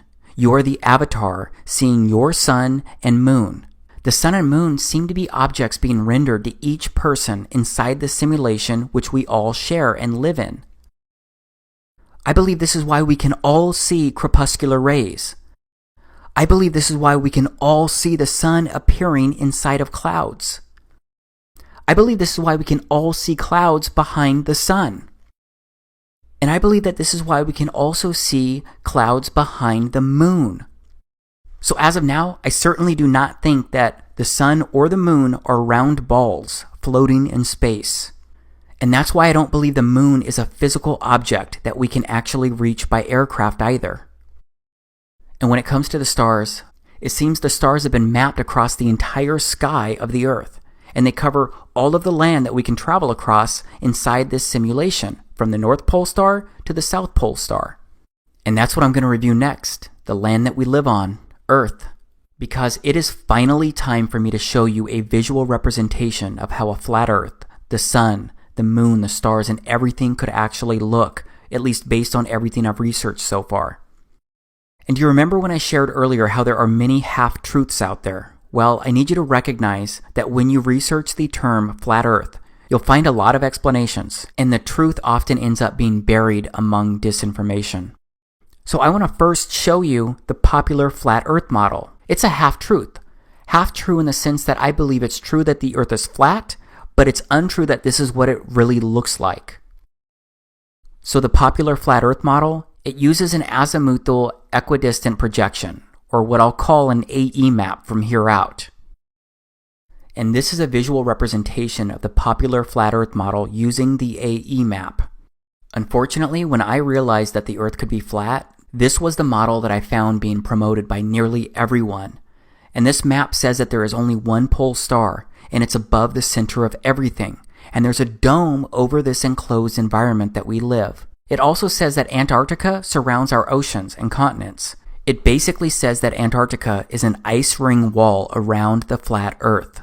And the promoters of this AE map also say that the sun and moon are only about 3,000 miles away and that they're both doing circles above us. But I've discovered that that's impossible. It can't be happening because the sunrise and sunset declinations prove circling suns and moons to be impossible, especially in the southern hemisphere. Every single person on this earth who has a compass can verify this model is impossible due to the sunrise and sunsets. But I'll admit I fell for this popular flat earth model, and I'm not proud of that. But it turns out there are some compelling reasons to fall for it. First, most people are looking for answers when they discover that the earth could be flat, and they often accept the first model presented. So many people don't keep researching, and that means that many people don't test things about this AE map because they assume the person presenting it already did all of that legwork. So those people don't ever confirm simple things like the impossibility of the sunrise and sunset declinations on this AE map. Also, the promoters of this AE map often point to movies as evidence that it's true, because why else would it be in the background of so many movies? They also point out how the United Nations uses this AE map. And this is an interesting one because there's also something called the Antarctic Treaty System. This treaty includes 50 plus major nations, and it prevents civilians like you and me from simply visiting and checking out Antarctica. Wikipedia says, the main objective of the Antarctic Treaty is to ensure in the interests of all humankind that Antarctica shall continue forever to be used exclusively for peaceful purposes and shall not become the scene or object of international discord. And the popular flat earth model promoters say that we're not allowed to visit Antarctica because it's really an outer ice ring that would expose the earth as flat. Obviously, I don't agree with that, and I don't really know why this treaty exists other than what I just shared from Wikipedia. But I know the popular flat earth model does not work, because if their model was true, then we would have a 24-hour sun and a 24-hour moon. Yes, the sun and the moon would never actually set inside their model. Instead, what they claim is that the sun and moon are simply going further away from you, and it's perspective that makes them look like they're setting below a horizon. I'm sorry, but that's not what I've actually observed using my camera. Plus, there's like no video of a 24-hour sun or moon anywhere online. Yeah, you'll probably be able to find a couple of videos trying to support that. Just be aware that they're all either out of focus or straight up doctored videos. And this is one of the newest models being promoted by some popular flat earth folks on YouTube. This model doesn't work for many of the same reasons, and it also no longer makes the earth flat. I truly believe that most of the people at the popular flat earth channels promoting either of these flat earth models are purposefully spreading disinformation. Because if they just kept searching for the truth, then they would discover contradictions and major flaws in what they're promoting. They would see very quickly that their models couldn't work with what we actually observe around us. And on top of that, I found that most of the popular flat earth model promoters, they have PayPal and Patreon accounts, and they seem to be on a mission to make money. Fortunately, there are some people who are really searching for the truth. Starting with these two guys that I mentioned earlier, Ronnie Harris and Jason Laufenberg. They're not asking for any money, and they're willing to be proven wrong. They want to be proven wrong if that's the case. And just like me, they just want to know the truth and share it with people. And these guys have studied countless maps, searching for an accurate map that could represent a flat earth.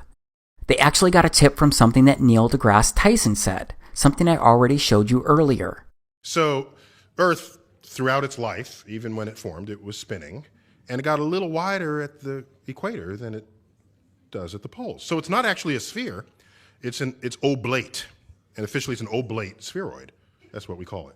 But not only that, it's slightly wider below the equator than above the equator. A little chubbier. A little chubbier. Yeah. Chubby's a good way. It's like pear-shaped. Yeah. So they thought maybe the flat earth could be oblate in some way. That's when they discovered the oblique Mercator projection. And cartographers seem to agree that it is the most accurate flat representation of Earth. But first, what's cartography all about? Okay, so we're here at the Canadian Cartographic Association, and it says that the International Cartographic Association defines cartography as the discipline dealing with the conception, production, dissemination, and study of maps. Cartography is also about representation, the map. This means that cartography is the whole process of mapping. Cartography is a complex and ever-changing field, but at the center of it is the map-making process. Viewed in the broadest sense, this process includes everything from the gathering, evaluation, and processing of source data through the intellectual and graphical design of the map to the drawing and reproduction of the final document. Once seen as the products of a relatively straightforward practical exercise, maps are now viewed as complex intellectual images offering a rich potential for scientific investigation.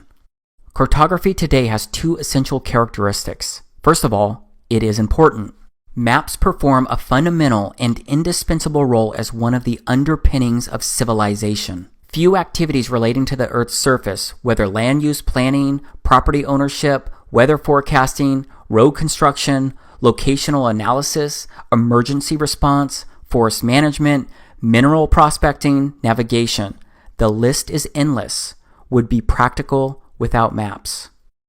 Okay, now let's go to World Maps Online. You'll see this is a world satellite image map. It's the oblique Mercator projection that I just mentioned. And it says, this stunningly detailed satellite image map of the world detailed land cover data depicted in an oblique Mercator projection. The parameters of this map projection have been carefully chosen so that the inevitable distortion that occurs is relegated to the oceans and to the least populated and least recognizable land masses. And it goes on to say the result is a unique, visually interesting flat map of the world that exhibits nearly no distortion in the most familiar areas, even at the poles. Let's read that one more time. The result is a unique, visually interesting flat map of the world that exhibits nearly no distortion in the most familiar areas, even at the poles.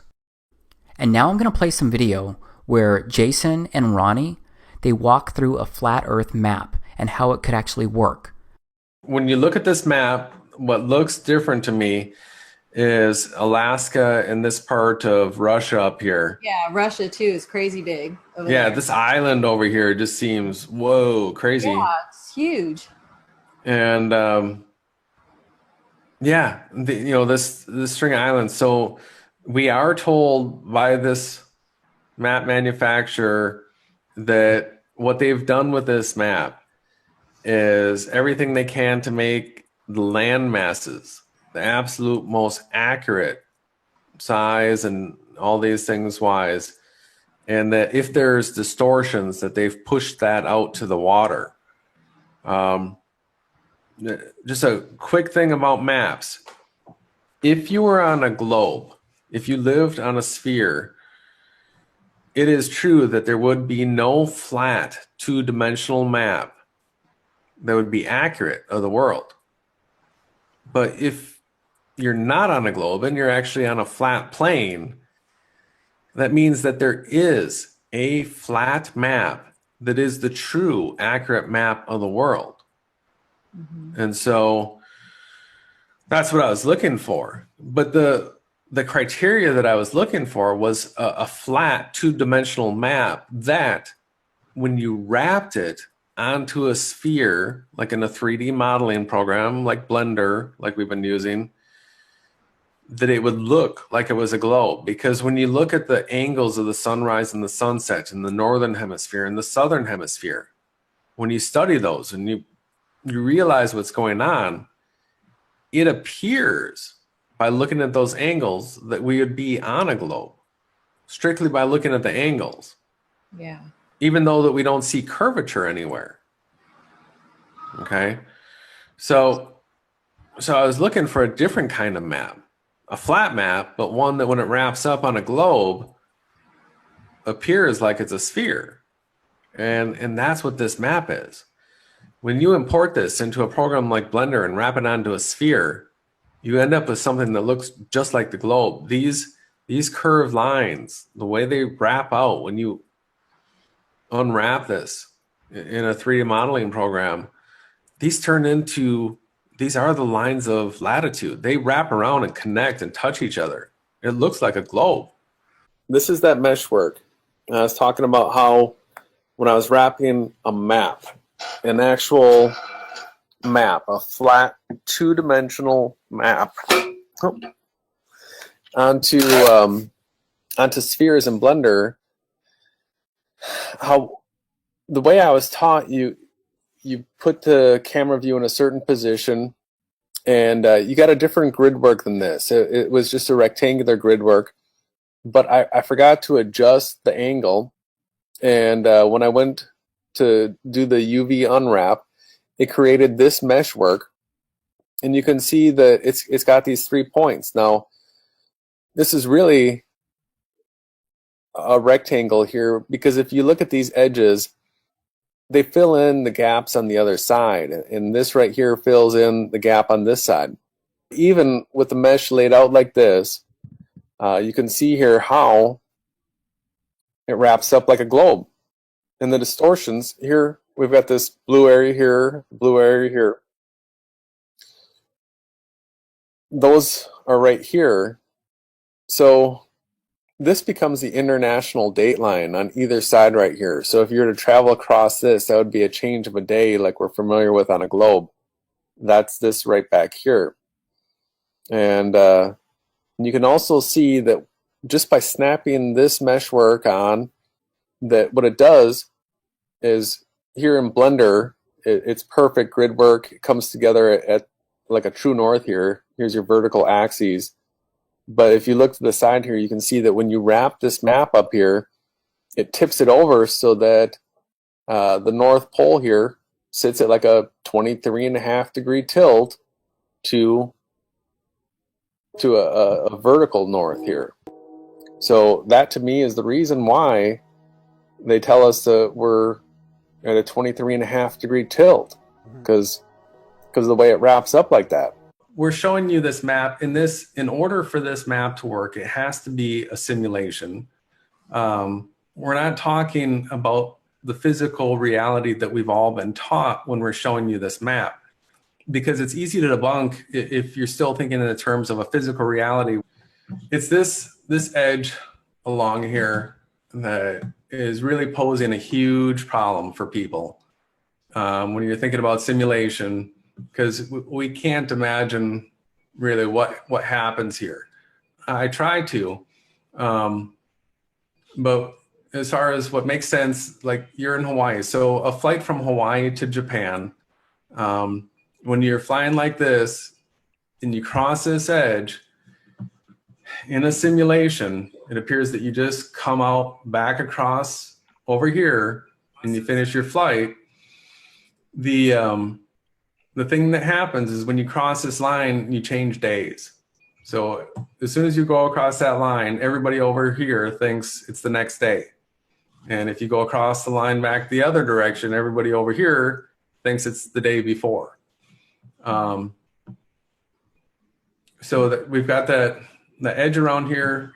Until we observe it better, we don't exactly know. But if you're looking at these lines here, the lines of longitude, as we're familiar with, that wrap into the North Pole, this would be a magnetic line. So if you're in Hawaii and you're following the magnetic north, according to this map, what would happen is you'd be going like this between these lines. You would come up here, and I think if you look at any maps, if you look at north of Hawaii, you're going to run into these islands here of Alaska and come up through this area. Keep watching the regular maps that you're familiar with. You're going to travel through this area, and then you will come around to here, North Pole.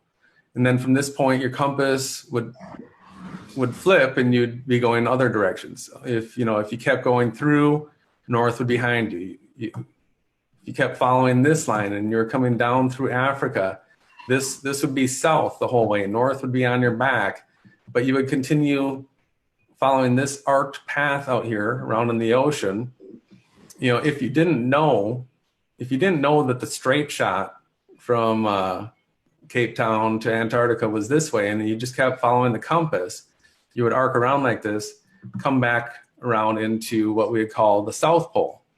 Now, one of the things that Jaron was showing people as trying to get people all confused about the magnetics and magnetic declination is he was showing on how a map of Antarctica, how you can move from one place to another in Antarctica and all of a sudden your compass would be 180 degrees the other direction.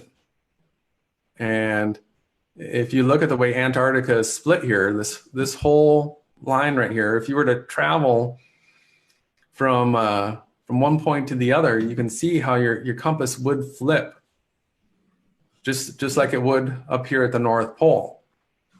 And he was showing along this edge how radically different the magnetic declination angles are.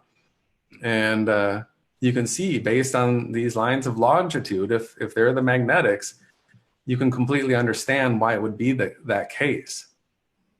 So, you know, a person in this area right here, for their compass to point north, they give you that magnetic declination map to give you that shortcut back up to the north so you didn't go swooping down through the ocean here. So Antarctica on this map, the magnetic flipping of the poles that Jaron was showing is another proof that this would be the correct map of this world. So while there's things that we can't prove about it yet, there are things that we can. And those are the things that we're focused at looking at right now. This red line here is the equator. And so this is the east. And by following this path, this is all coherent with what we're familiar with. This is where the equator, you know, travels through Malaysia and through Africa and through South America here. Tropic of Cancer. So that lines up, you know, coming across here just below the Baja Peninsula through central Mexico, North Pole right here. So here's the interesting thing on this map, because these lines right here wrapping around like this up to the north, if this is the magnetics, when you're in Hawaii and your compass points north, and you were to just follow it north, what I'm speculating and would assume to be true and would like to have proven false if possible is that traveling north from Hawaii, if you follow my cursor here, you would actually make this sweeping motion if you just continually followed north until you got here. Okay. These lines right here are the magnetic lines. So north would look like this motion right here, and you would come through this part of Alaska right here, and you would come through the north part right here, and that you would come to this point, boom. And then from this point, everything would be south. And they would feed back to these points, which is actually really the same point, just split in half. One's on this side and one's on this side. It appears that a point directly above this is Polaris. Okay. And that all the people in the northern hemisphere that are looking towards Polaris are looking towards, you know, a light in the sky centered over this. Yeah. But still, that's sort of like a physical look at this reality. Mm-hmm. I'm now really convinced that it's a simulation. So sometimes you get caught talking in like physical reality terms, you know, like, because what we're seeing with the sunrise and the sunset is so close, like 3 to 4 miles. This is a simulation. So sometimes it's boggling. Yeah, it is boggling. This is the international date line right here, this edge. So what happens when you cross the international date line? You change your clock ahead a day or back a day, depending on which way you're going, right? Uh-huh. So you cross that line, and then you just keep on trucking, and then you end up there. So it's the day separator in the simulation. And everywhere on this map, the sun rises and sets due east to due west. And Jason Awake Souls has done an amazing job out there recording this with his compass and just stellar work. So I guess what we'd like to show now is, so the stars, if this, we're looking from the north here, I think, can you see? Mm-hmm. So basically from the north, it takes a second for them to kick in here. Yeah, I can see it moving. So yeah, there we go. Looking south from the north, the stars spin clockwise from anywhere on the map, right? Now when we're looking north from the south, which way do you think the stars are going to go, Jay? Counterclockwise. Counterclockwise. Okay. So it doesn't matter where you are, right? I think everyone can see this is south, this is north, right? Mm-hmm. East and west. I just want to make it really clear. And there's a celestial axis that goes through here and an equator that goes through here, making a cross. So there's 4 sections to this flat realm. There's 4 corners. It's all biblical. And if you're looking to the east from anywhere on this map, you will see the stars rising, coming 90 degrees above you at their midpoint meridian. Mm-hmm. Always from anywhere on this map, you'll see them rising from the equator, from the east, and then west, they set. Everything sets to the west, returns to heaven and gains its glory, and then rises and hastens back to where it started and does it again. And that is Enoch that you were quoting, correct? More ad lib. But that's what he wrote and gave an account and said to tell everyone, all generations of the earth.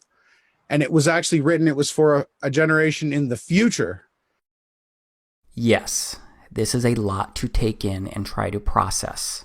But again, if we're living inside a simulation, then everything you just watched could actually work.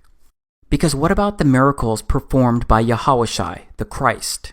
Don't his miracles make more sense if you approach them as if he performed them inside a simulation? Like the walking on water, or like the transformation of water into wine, or like the miracle of the 5 loaves and 2 fish. And what about miracles in general, like the ones you've heard about or experienced around you personally? Like a person being strong enough to lift a vehicle off of someone else? Or what about someone surviving a skydiving accident without even a broken bone? Or what about cancer going away from one test to the next? There are so many things that happen that just can't be explained away based on the rules that we've been taught. Because what we're looking at right now are actually dewdrops. It's water recorded in somebody's backyard. These look a lot like the stars in the sky that I've personally recorded. And what about the clouds? Science says that clouds are a large collection of tiny droplets of water or ice crystals. They also say clouds are a mixture of gas, liquids, and solids. But I've sat in a lot of window seats on a lot of airplanes, and those planes have flown through countless clouds. But my plane's window never really got soaked unless it was raining. So do clouds really house tiny droplets of water or ice crystals and then release them when it's just simply time to rain? And another question is, what about lightning? What is it? What causes it? Science says that it happens whenever heavier, negatively charged particles sink to the bottom of clouds. And when the positive and negative charges grow large enough, a giant spark, called lightning, occurs between the 2 charges within those clouds. And what about the northern and southern lights? Science says they're polar lights, a natural phenomenon found in both the northern and southern hemispheres. Science says that they're created when charged particles from the sun strike atoms in Earth's atmosphere. And that causes electrons in the atoms to move to a higher energy state. And when the electrons drop back to a lower energy state, they release a photon, light. This process is what's supposed to create the beautiful aurora or northern and southern lights. But I gotta ask, has mankind really figured all of this out? All the way down to an alleged particle, electron, atom, and photon level? And what about airplanes that leave strange cloud-like trails? What about these trails that linger and transform into clouds that resemble spider webs? And what about trails being left where no plane seems to be present? Because I personally recorded this video the day before the solar eclipse in August of 2017. I was looking at this cool rainbow perfectly encircling the sun.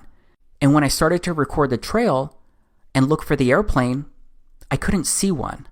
I couldn't see the plane that was leaving this trail. And I did not edit or remove an airplane from this video. I wouldn't know where to start with something like that. But this trail is moving pretty fast across the sky. That's why my video is moving so much, and it's hard for me to stay in focus or actually get ahead of the trail itself. And my camera was on a tripod while I was recording this. But there is no plane that I can find. And other people have recorded the same kind of stuff. They've even recorded odd-looking orbs of light. Maybe you can explain this away. But once you personally start observing this place and the skies, I think you're going to witness the exact same thing. And you're going to start questioning so much about this place that you live. But that's not the end of it when it comes to airplanes in the sky. Because what happens when airplanes fly too close to the sun? I mean, what is happening here? Why does it look like the light from the sun is being dragged by this airplane? I've seen the same effect with birds moving across the sun too. And I have to tell you that ever since I started looking up, I've seen and recorded some amazing things, and so many more things that I couldn't catch on camera. Of course, I have a lot of questions, and there are a lot of things that I wonder. That's why I keep researching and looking for the truth. But right now, I'm experiencing Earth like never before with eyes wide open. Because I contend there's a lot that we don't know, but there's also a lot that we can research and discover through simple observations and more. Yes, we may be wrong about some stuff, but we may also be right about a lot of things. And as of now, based on everything that I've researched, I don't believe that we ever went to the moon, because I don't believe there is an outer space in the way that we've been taught. So I don't believe that we can leave this Earth. And I believe the Earth is flat. And it seems we could be living inside a simulation. So I believe we're living during extremely interesting times. And in these times, I believe strange truths can be researched, discovered, and revealed like never before.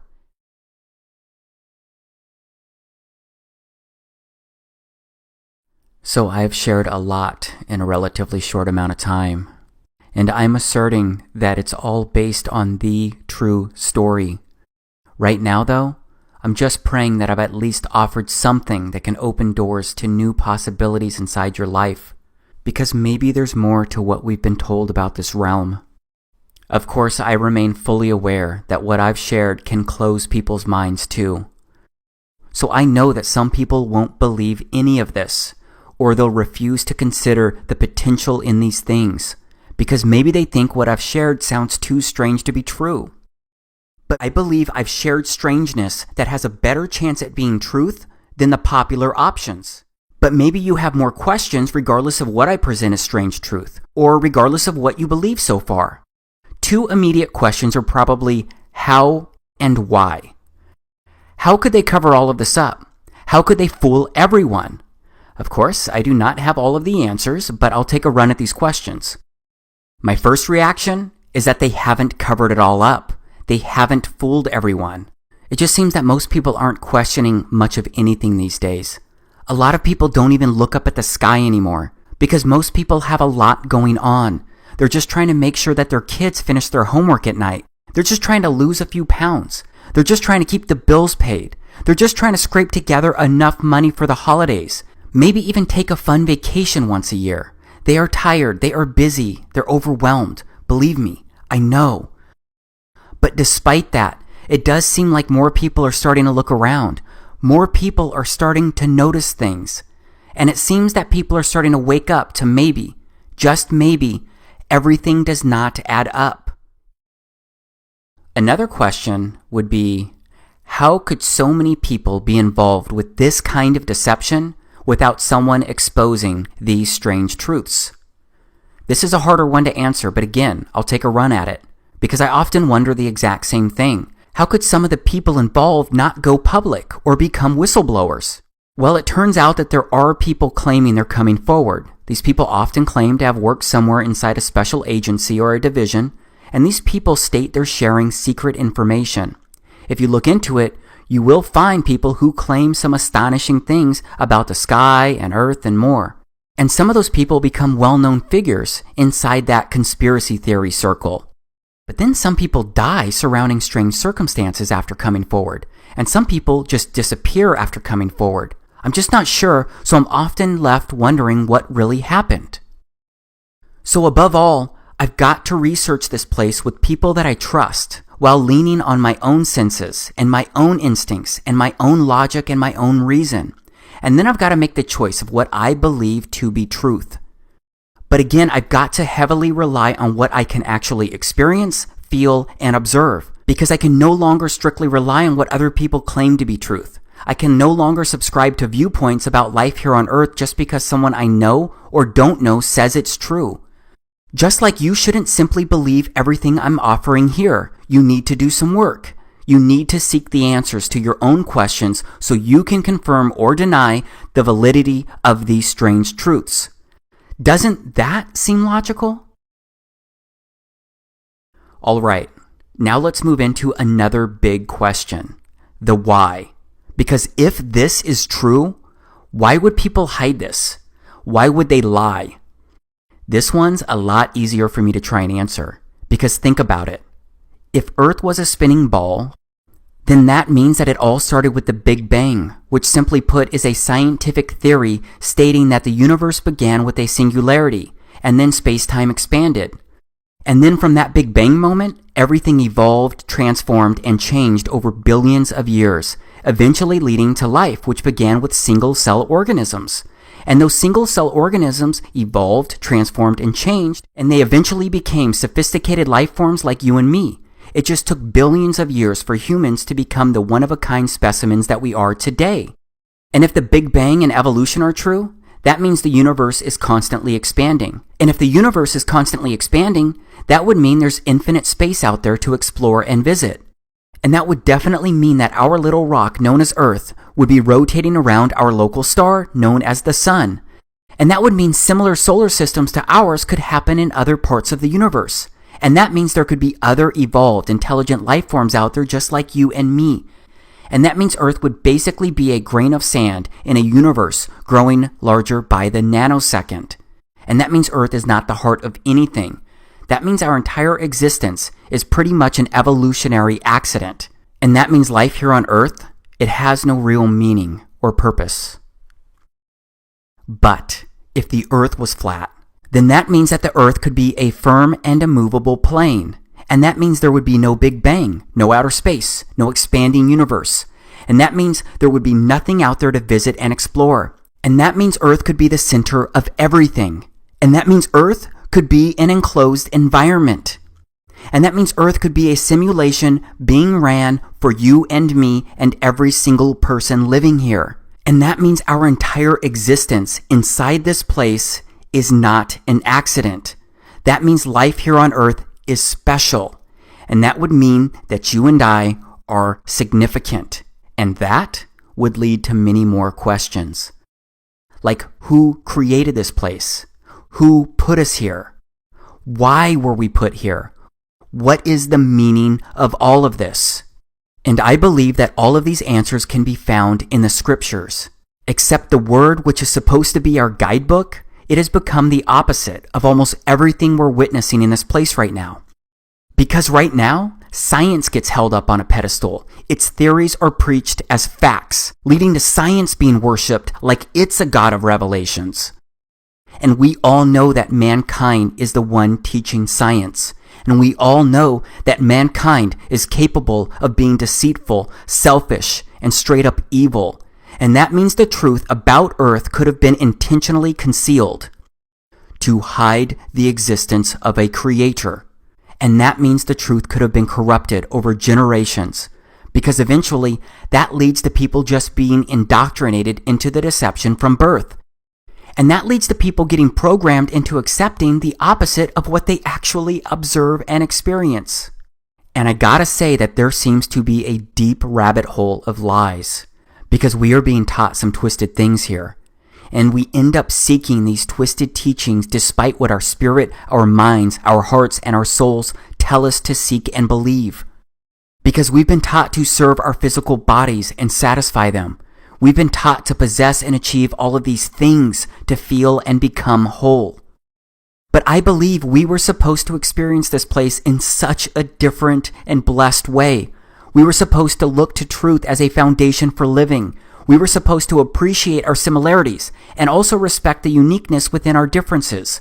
We were supposed to help each other without a fiat money system driving our daily actions. We were supposed to share Earth's abundance of beauty and resources. We were supposed to respect everything on Earth. But the enemy has taken control of so much here, and that spoiled what this place was meant to be.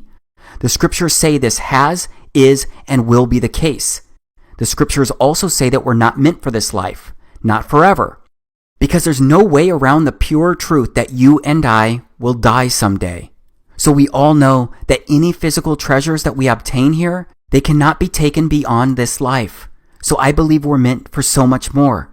And I believe what we all do while we're here, it's critical. Because the scriptures say our lives here are a way for our Father to help us. I believe we're His children. I believe He uses this place to help test us and to help develop our character, our faith, our obedience, our love, our integrity, our loyalty, and so much more. Because the scriptures use words like trials, temptations, refining, testing, hundreds of times. And based on all of my research and the evidence I've studied, I believe with all of my body and my soul that the scriptures are truth. The scriptures are history and prophecy. So they act as a script for everything that has happened and will happen inside this place. But we get to choose the roles that will play inside the script. Will we seek the truth? Will we look to our Creator? Will we choose Him over ourselves or even each other? And I've discovered that the true name of our Creator, the God of the Bible, it turns out that His true name is Yahweh. You've probably seen this YHWH before. Here's what it looks like in ancient Hebrew. But this YHWH, it's pronounced as Yahweh, because it turns out that the language was so simple back then that it vocalized each consonant with an ah sound without specifically marking that sound between consonants. So this YHWH, it's pronounced Yahweh. It also turns out that the name of Yahweh can be found over 7,000 times in the scriptures. And Yahweh, it means He exists. And Yahweh sent Himself into human form as the Christ. And I've learned that the true name of the Christ is Yahawashi. Yes, most people know Him by the name of Jesus, but that can't be His true name because the letter J didn't even exist until about 500 years ago. His true name is Yahawashi, and Yahawashi means He is salvation. Because the gospel, which can be found in the beginning verses of Corinthians chapter 15, Paul wrote that Yahawashi, the Christ, died by crucifixion to deliver us from our sins, and He was buried, and He rose again on the third day, and He was seen again by hundreds of eyewitnesses according to the scriptures. And I really do believe that this gospel must be truly believed and accepted to bind our soul with our Creator beyond this life. So that means I believe we've got to follow and live for Yahawashi to the best of our abilities. Still, I believe other choices are significant because all of this is really being experienced by you and me. I agree with many of my brothers and sisters who believe that all of this is being recorded. All of our actions, all of our thoughts, everything. I believe it's all being documented by our Creator. Because I believe our Creator is watching us, and I believe He encoded us with basic truths, like knowing the difference between right and wrong. Because I believe we've been given a moral compass that tells us when we make good or bad choices that affect ourselves or others. Except the original coding inside mankind seems to have been corrupted through generations of wicked choices where people continually turned away from our Father and lived for themselves. So that means there's a lot of evil in this place right now.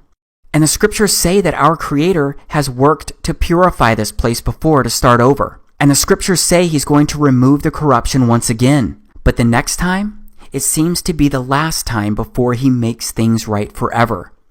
So I keep asking myself if he's going to do something about this place sooner than later, because mankind has helped the enemy decay too much of this place, and there's so much that I can't wrap my head around. Because again, it seems so many things happen every single day all over the earth that contradict, defy, and disgrace what the scriptures say we're supposed to be doing here. Because it seems people have become desensitized to the climbing death tolls. And it seems that everyone's being told to suddenly forget what it took for us to still be here. And it seems that people who can't help themselves are lost for the most part. And it seems that people are being ordered to accept things that they can't comprehend. And it seems that people of faith have been divided into sectors of Christianity to separate us from our common salvation. And it seems that people are okay with an elite group growing richer every day on the backs of debt slaves. And it seems that people have accepted things being spread and consumed without the true intentions of curing or healing. And it seems that people are just crying out for help because of how monstrous humans are treating each other. It just seems that so many things are backwards from what they are supposed to be. So yeah, when I look around, I wonder if Yahweh is going to do something about all of this. I wonder if the time is coming for him to fix his creation once and for all. I wonder if he's already trying to warn us. I wonder if he's trying to wake us up. Because there are a lot of strange events impacting the earth. People continue to be affected, displaced, and hurt surrounding these events. There are just so many strange things happening in so many places. So this broken world leads many Christians to believe that these are the last days. And many Christians believe the pre-tribulation rapture of the church could occur within our lifetime. Of course, many generations have believed this. I don't know if the church could be raptured in weeks, years, or decades, but I do believe it's possible in my lifetime. I pray it happens. But many Christians refuse to consider this possibility, except many people 2,000 years ago didn't believe they were living at the time of the Christ, or that it was possible for the Christ to be walking the earth during their lifetime. And many Christians living today don't understand how those people from 2,000 years ago could have been so blind. I find that interesting because so many of those same Christians living today, they don't seem to be very open to the church being raptured in their lifetime. And they don't seem to think it's possible that Yahushua could return to once again reign during their generation. But put aside the talk of last days. The truth is that any day could be our last day due to any unexpected event or accident. Yes, that sounds cliche, but it's truth. And that's why I believe we must embrace our common salvation. And I believe Yahweh's begging all of us to look to him. He wants to say that he knew us before meeting face to face at the time of our death. So straight up, I really want to help serve him.